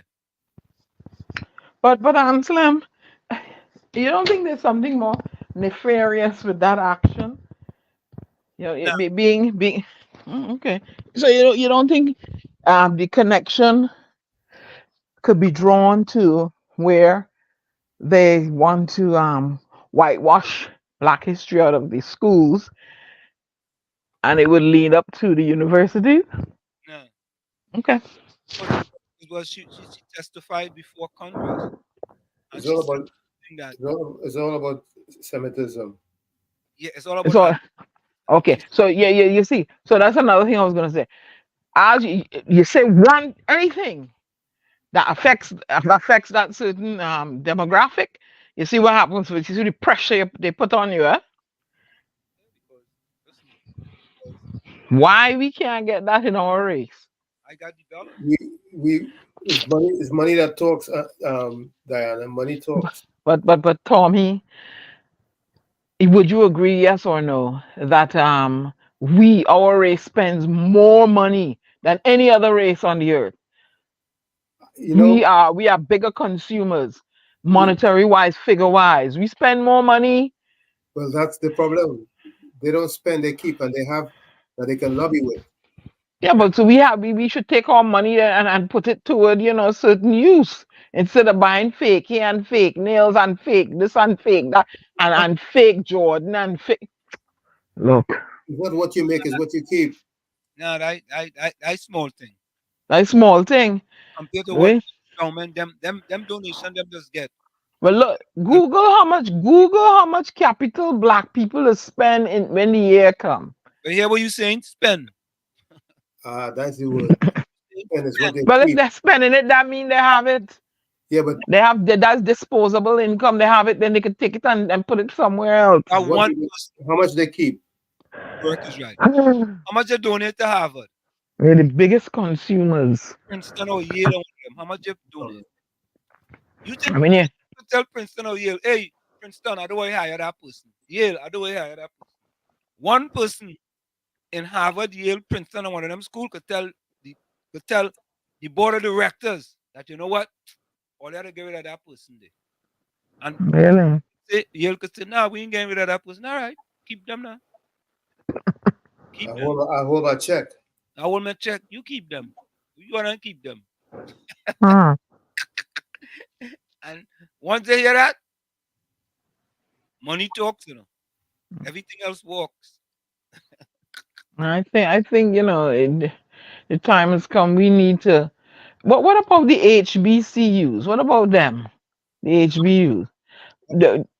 Who donates to them? What about them? I'm asking. Their alumni donate to them. The alumni donate to them. Yes. All right.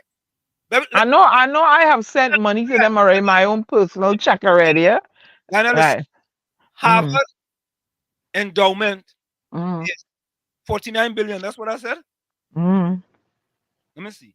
Harvard endowment is 49 billion. 49 billion. Let's see what Florida A&M University endowment is. That's a historically Black college and university. Even right? Yeah. No, well, you want to do somebody like Howard. All right, Howard University endowment. Okay, let me do Howard. Howard in DC. University. Folks, this is education, eh? Not like them other programs. We educating now, eh? Howard University endowment. Howard University endowment. Listen to this. In the 2021 fiscal year, Howard University endowment was valued at around 806 million. Not even $500 million. Yeah, just over $500 million. Yeah, just over not even 1 billion. Not even just over $500 million. 806 million. Just how much is the other one? What was that? What was that? You're like 400 billion? You're breaking up. 400 billion? Harvard is 49 billion. 49 billion, okay. Mm. Think about it. 49 billion to Howard, 800. Howard University is 800 million. Yeah. What Harvard could do? Harvard could say, well, listen, we go give you a loan. We go loan you for 10 years. Give you a loan for 10 years. 806 million. Right? 806 million. 10 years. And they could easily pay you with no problem. And they still have a whole lot of endowment left. Let me see who has the largest endowment for HBCUs. Who has the largest? I'm looking to see the college I graduate from. How much they get? Which college you graduate from? Mercy College. Mercy? And Dobbs Ferry, yeah. What's the largest endowment for HBCUs? Folks, HBCUs, historical black colleges and university. HBCU, historical black colleges and university. Who has the largest endowment? Somebody has a billion, over $1 billion. I'm not seeing the endowment. How are you finding the endowment? I ain't seeing the endowment for Mercy. I look for it. Oh, yeah, I see it. Okay. 2021, 2022, oh Lord. 297.7 million. 295.7 million. Oh Lord.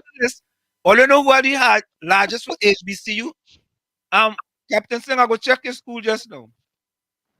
Howard University has the largest endowment of any HBCU at $865 million. That's why I said Howard, because I know they're the leading. Howard and Spelman. How much they have?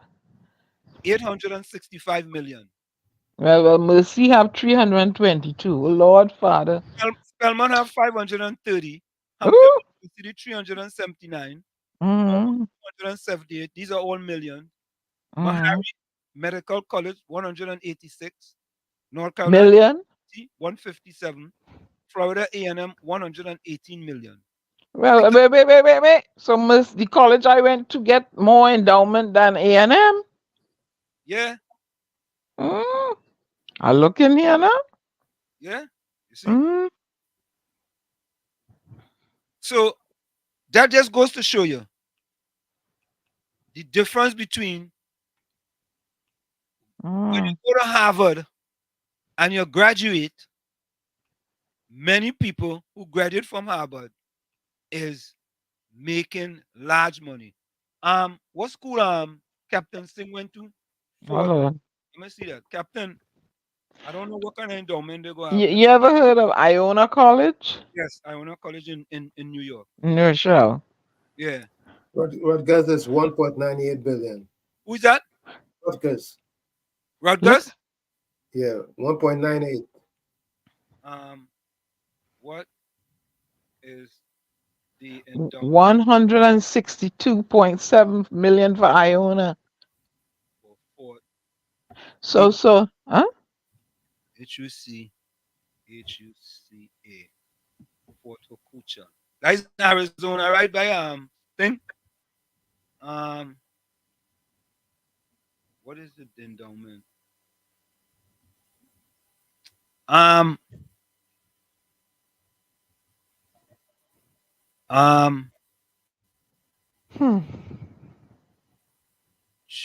Captain, I ain't seen nothing, you know.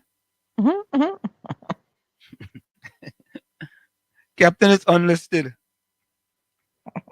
The endowment for is it called college or something? Fort Huachuca College. I'm gonna try that. Fort who? Now that the college where Captain went to. What's the name of it? Fort Huachuca. Fort Huachuca. ACHUKA? HUA. HUA. Hey, Captain, is HUA, boy. Huahuka? Yeah. You see Seton Halls? How much? 308.4 million. 308? 0.4. That's small, boy. What is he? Captain, I ain't finding that now. Captain is HUAC, yeah? Not HUCH, yeah? Who's KB United? I don't know who's KB United now. It's legal to practice that behavior. Donors have the say so. Of course, Kylie, what's wrong with you? Yeah, of course that. What do you mean? If I donate 100 million to you, I ain't got no say. Eh? I wonder what is UE endowment. Let me see if UE have an endowment. What is the endowment of?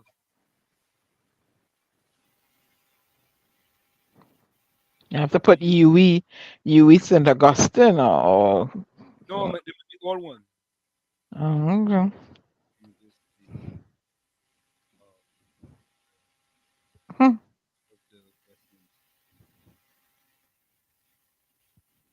And there's Pace University. I considered going there, but it was a little too expensive for me. But listen to this. Wait now, boy. The UE Department of Endowment Fund. This charity organization has raised over $1 billion in the last 30 years. Ooh, 30 years? That's UE. That's UE. Yeah. And them is all the campuses. Jamaica, Barbados, Trinidad. The UE Medical Science Endowment. This 1.5 million endowment fund. 1.5 million endowment fund student scholarship. The Open Campus Endowment Funds. This fund aims to raise 0.5 million, $500,000 to support student scholarship and grant for developmental projects. No, that's in what dollars? That has to be USD. Let me see. It says a US $500,000, Barbados $1 million for the UE Open Campus Endowment Fund Social. It doesn't say. Let me see if what this one says. But a link I'm looking at says it's in US. So if UE launches 1.5 million US endowment for medical facility. It says here US. So it says over 30 years is $1 billion? Yeah, over 30 years. Well, yeah, it raises it over time. You know, it's an accumulation. You know, so Harvard raised 49 billion. My aunt's laughing. 49 billion. You know, that's the endowment, you know. That's the school to go to. Yeah, 49 billion, baby. You think it's easy? Oh well. Well. So. Yeah, in 30 years, in excess of 1 billion. Yeah.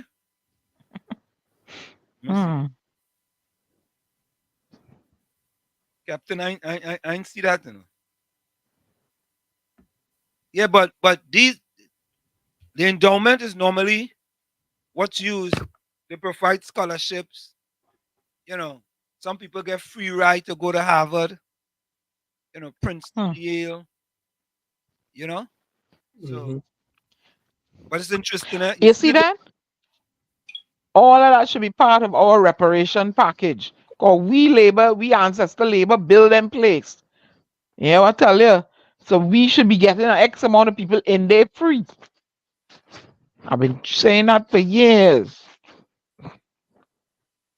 I will take that today.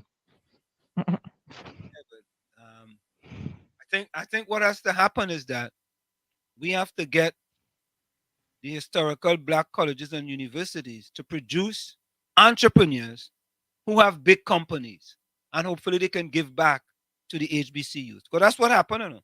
Like, for example, a person become a millionaire or a billionaire, they put a name on a building and they donate $10 million to the school. Yeah. That's how they do it.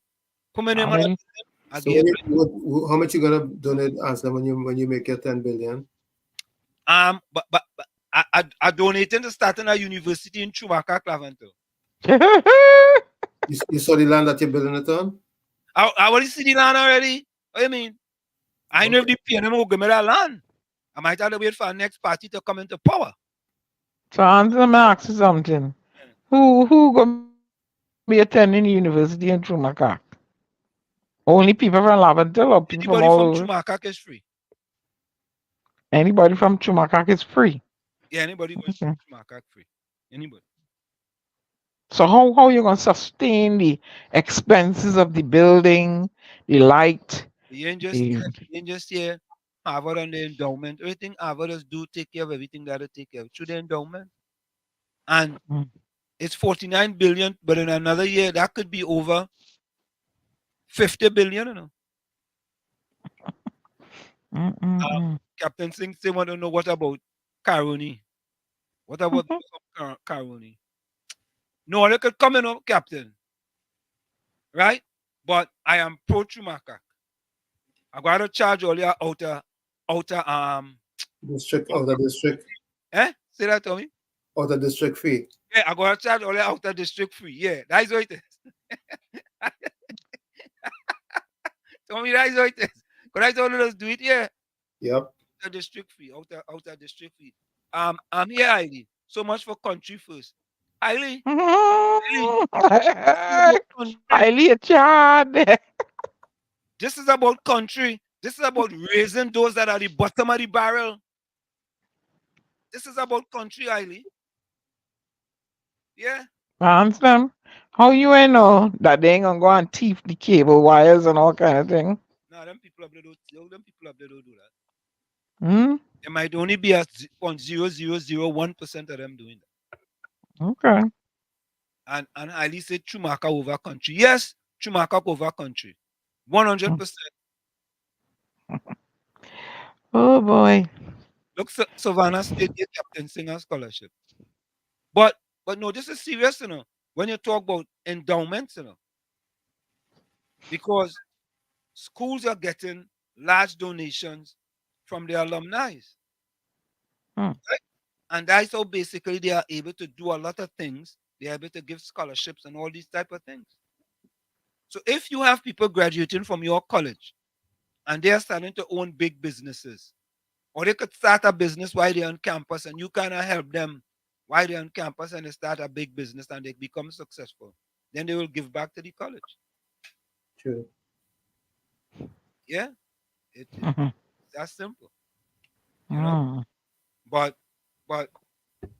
it seems to me. But Anselm, how you know the incumbent will entertain you to get this thing going and allow you to donate to this place and whatnot? How you know they're not going to? Well, who? No, we blocking that. How you know? It's a good initiative, but how you know? Why would I block a donation? Because them in it ain't passing through their hand first. Son, The incumbent. I don't understand. Let me just excuse myself for a minute.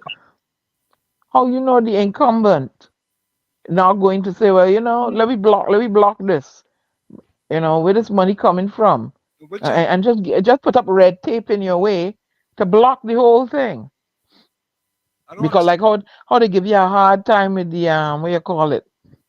You wanted to put the Wall Street to Laventille to Wall Street. This is not politics, though. I'm just talking about if you want to donate money to the school. I mean, the school will take it not nothing to do with politics. If you want to make a, but I'm just how you gonna get? Are you gonna get? How you gonna? Let's say you're serious about this. How you gonna get it past the incumbent to put something up there? Are you sure they're gonna be for that? I'm thinking. I'm just asking. I don't think. You know how to get it okay? I don't know if you have to get from town and country. Oh, okay. Yeah, but I don't think tongue and country want to block something like that. You know? We're not town country only. I'm just being devil's advocate. I don't know if they want to block something. Okay. I don't know, but again, why are you putting it in Laventille? Why are you putting it in Chumacak? You know, a lot of people ain't gonna want to go up there. And I'm just being devil's advocate here. I, for one, I don't think I will feel safe going up in up in Chumakak. I don't know up in there. I'm not going up in there. You know what areas most of them HBCUs are located? I'm not going up in Chumakak. I'm telling you that right now. Do you know where most of those HBCUs are located? No, I know Georgia, Washington D.C., but I don't know the exact neighborhoods. Some of them are located in urban communities. Urban Yeah. communities. And Look, well, college is in Newark, Essex Community College in Newark. They have a Rutgers Newark. right, but Mayor Baraka turned Newark around. I went to Newark the other day. I was down there for weather, and I know Newark before, and when I saw what went on Newark, I said, "Wow, this is Newark." I know Newark in the '80s. I wouldn't come through there. Not me. And that's what I got on the outskirts. And that's the same thing I'm saying about Chumak. That's what I'm telling you. For now, I wouldn't go up in there. I don't know. A lot of people in the nighttime, a lot of people didn't want to buy Brownstone and Bed-Stuy here when it was 50,000. Well, you got a point there. Under $1 million. Yeah. But initially, I wouldn't. I don't know up in there. I will observe. Fencing is walls you can start small like Mahaba Saba. But so you're not putting none down in the southern part of the country and the eastern northern part of the country neither? Western part of the country? What do you mean? I don't understand. You're just putting it up in Chumakak? I'm starting in Chumakak at the Billy Foundation. That is it. That's where I start. Anyway, excuse me, I had to get away from you. I am starting in Chumakak. Okay. That's where I'm starting. Well, I will wait till you put one in Central or Grandy or up by where Tommy lives, up Salibia. I will go to school up there, but I ain't going up there. No, not right now. Tommy, they have HBCUs in urban communities. That's right. Urban communities. That's correct. Some of them, you walk one block. Temple is in an urban community. Mm-hmm. Yep. And they do see their fair share of crime. Yeah, but and Spelman too. Spelman, yeah. And they always and listen, and these schools are always packed to capacity. Mm-hmm. Yeah, you have a point. Some people worry about it, and some people just like, But I mean, a lot of security. Location was part of when I was choosing a college to go. Location and cost, was part of my factors in choosing a college to attend, a university. It came down to Pace and Mercy College. Pace University was very expensive. They were close to my home where I lived at the time. For some people, just getting a scholarship, they don't care where the school is. Just getting a good education. That's right. They just listen. People come to Essex Community College, and when they leave Essex Community College, they go into big schools. Big. I went to Essex and then Rutgers. There we go. So that's a prime example. People started in the heart of Newark. Yeah, they start there. They end up at LSU, Alabama, Duke, all kind of big schools. You understand? Because they go there, they get the right type of grades, and then they move on to bigger and better school. That's it. Yeah. Well, I started at Westchester Business College, and then I went into Mercy College. Yeah, a lot of people coming from the Caribbean, tend to start at a junior college because they have to get acclimatized to the college and get serious. Sometimes in the Caribbean, you ain't really serious. Yeah, but when you go to a junior college, you realize now you only have 2 years there, only 2 years. And after 2 years, that is it. But first you had to get your GED, yeah?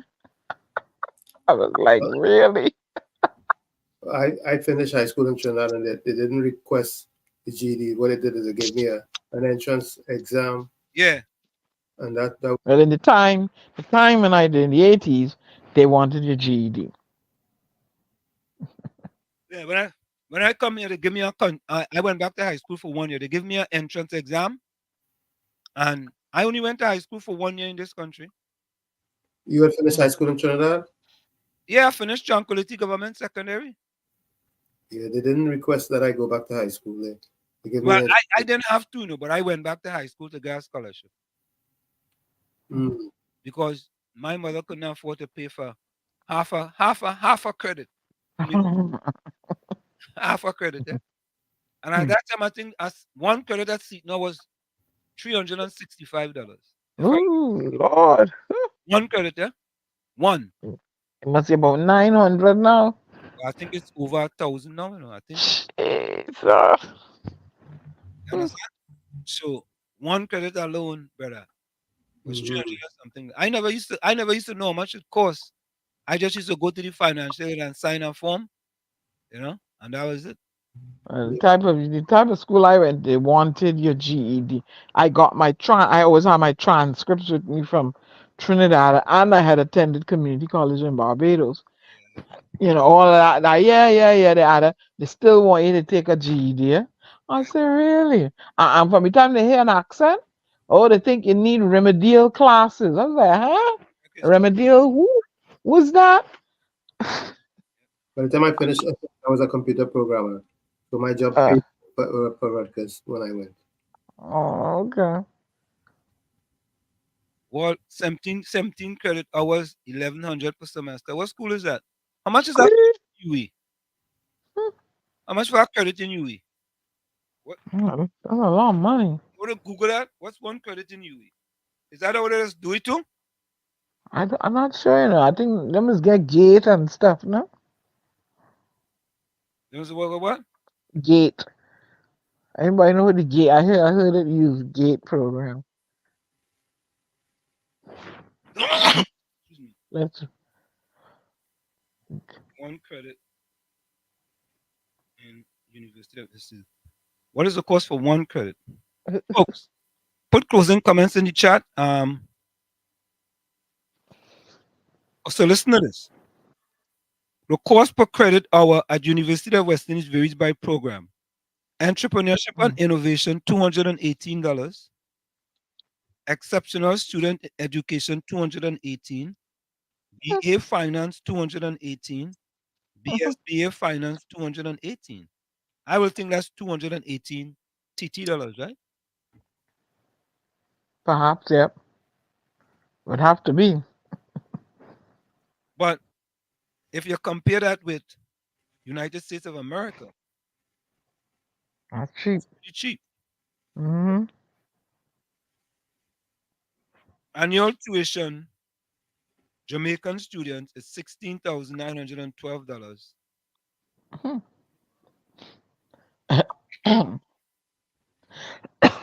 Graduate tuition. Hold up. Captain Singh, put comments in the chat. Highly put comments in the chat.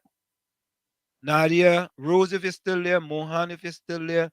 Mean Jean, Judy, Caribbean Soul, Edison Prince, Dan Red, Roger, if you're still there. Vicky, if you're still there. Enjoy, if you're still there. Curtis Montchashad, Prasad Renwick. Put closing comments in chat. Let me see what is here.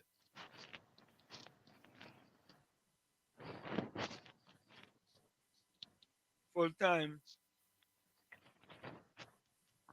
is $127,000, $700. I don't know if that is year, month, or what. I look like a year. 10,000 US a year. Full time law. Sponsored student for contributing countries, 140,804. It doesn't seem like it's that expensive compared to the United States of America. Nope. Yeah. Man went to Armstrong University, now Georgia Southern.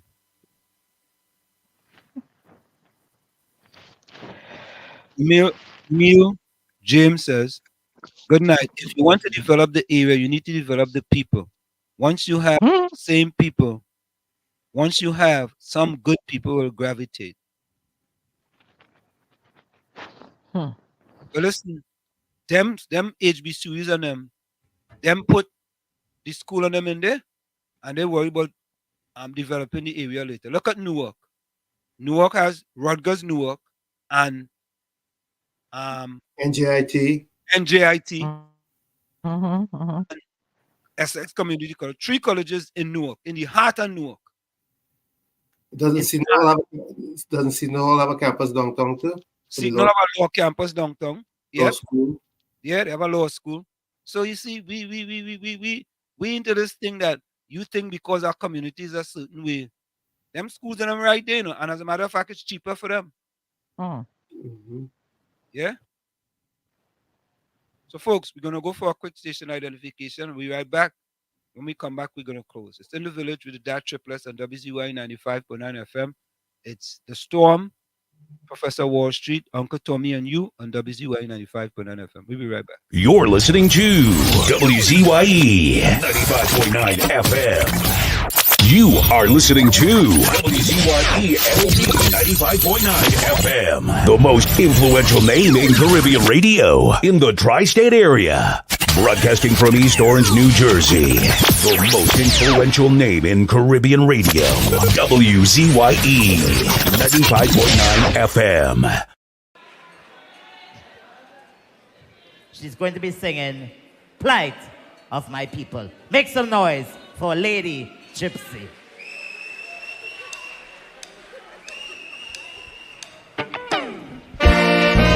No plight of my people.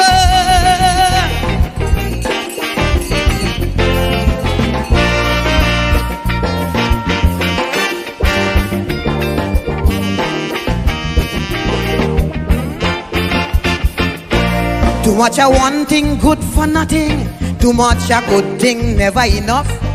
I don't know why my black people cannot see. No party never care about we. Every election we so devoted. How we love up we PNM. As soon as election come and go, it's only problem after problem. How could we cope? Man lost their hope. I ain't seeing no solution. Every time PNM come in power, it takes a toll on black man. I don't want to sound like a racist, but this is what I can see. They just take care of the race, but they damn well know they have we. I want to ring me bell, wake up Eric Williams, tell him the party found him PNM needed immediate attention. Ring me bell, wake up Mother Cornhawks, tell she to cast a spell on we party. Not what it used to be.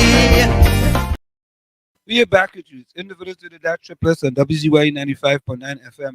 We come to every Tuesday, Thursday from 7 to 10 p.m. That's Tuesday, Thursday from 7 to 10 p.m. And of course, we had a good thing tonight, but we learn about endowment. We learn about property tax. We learn the difference between HBCU's endowment and big school endowment.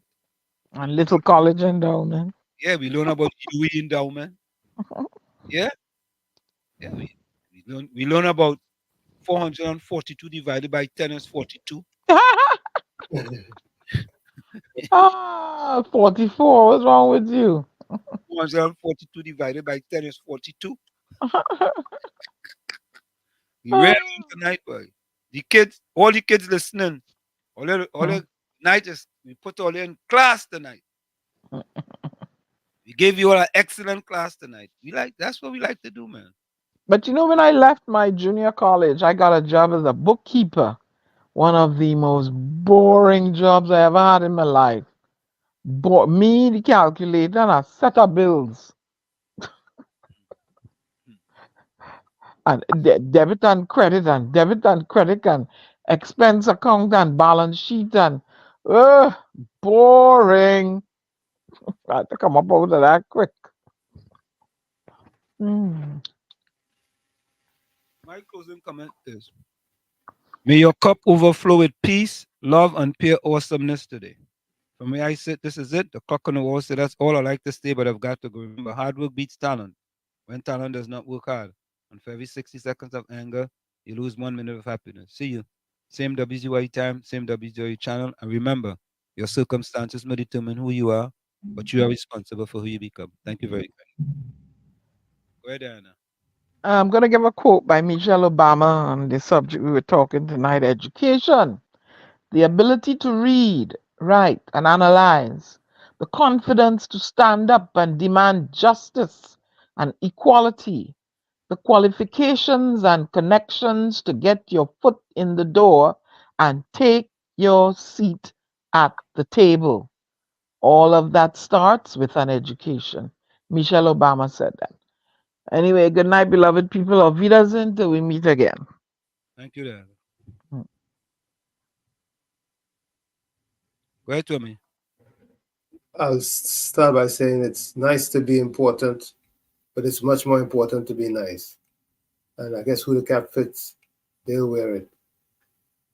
I always say be the change that you want to see. You, the man in the mirror. However, if you look in that mirror and you don't like what you see, don't blame the mirror. Never look down on a person unless you're giving them a hand up. Love you all. Stay safe until we meet again on this Thursday. Good night. Thank you, Tommy. And, You're welcome. tonight let me get closing comments here. Heidi says, beggars are not choosers, so when you ask for property tax, don't complain because of the timing or of what you get instead. Hush your mouth because you're vain in robbery. All right, Heidi. Emil James says, Harlem was once the worst place to live in the U.S. Now it's very expensive to get housing properties in that area now. Yeah? Mean Jean, closing comment, is crying like a baby. Oh, God. Mean Jean crying like a baby, boy. Yeah?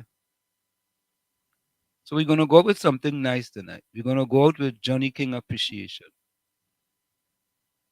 Folks, good night.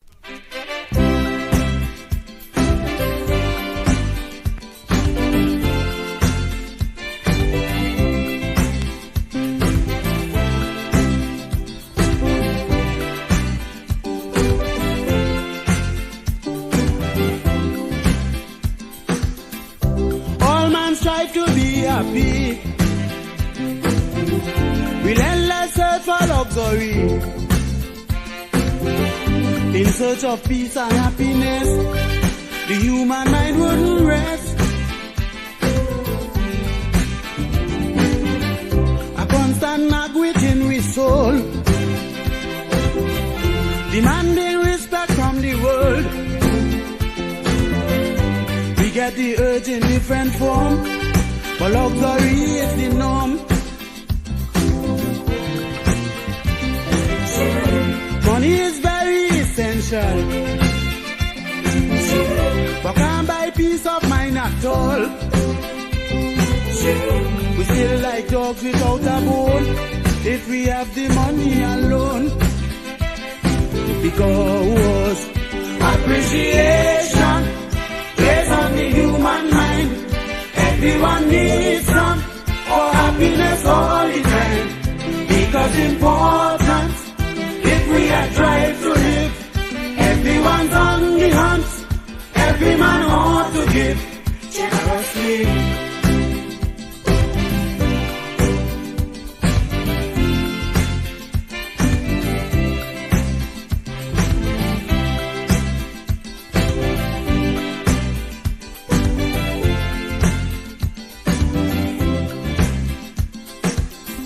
The feeling has no barrier. Race and class doesn't matter. Once you are alive, you in the game. You do anything to get a good name. Some wealthy men turn to suicide. Can't find food to feed their pride. The aged and crippled in the ring fight to be like a king. Children become delinquent for lack of love from their parents. That's why appreciation is most important to man. Appreciation plays on the human mind. Everyone needs some for happiness all the time. Because important, if we are drive to live, everyone's on the hunt. Every man ought to give generously.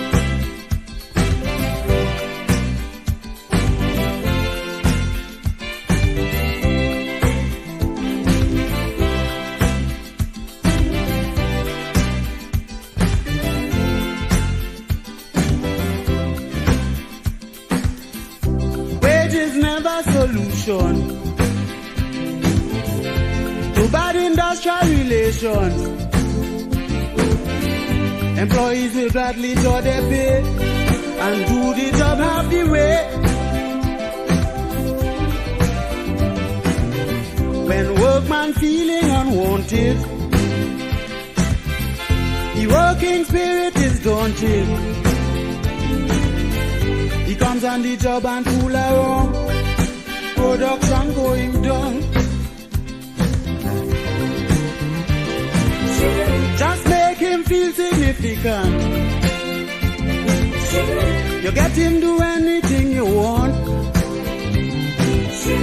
A pat on the back is the best move for relations to improve. Appreciation based on the human mind. Everyone needs some for happiness all the time. Because important, if we are drive to live, everyone's on the hunt. Every man ought to give generously.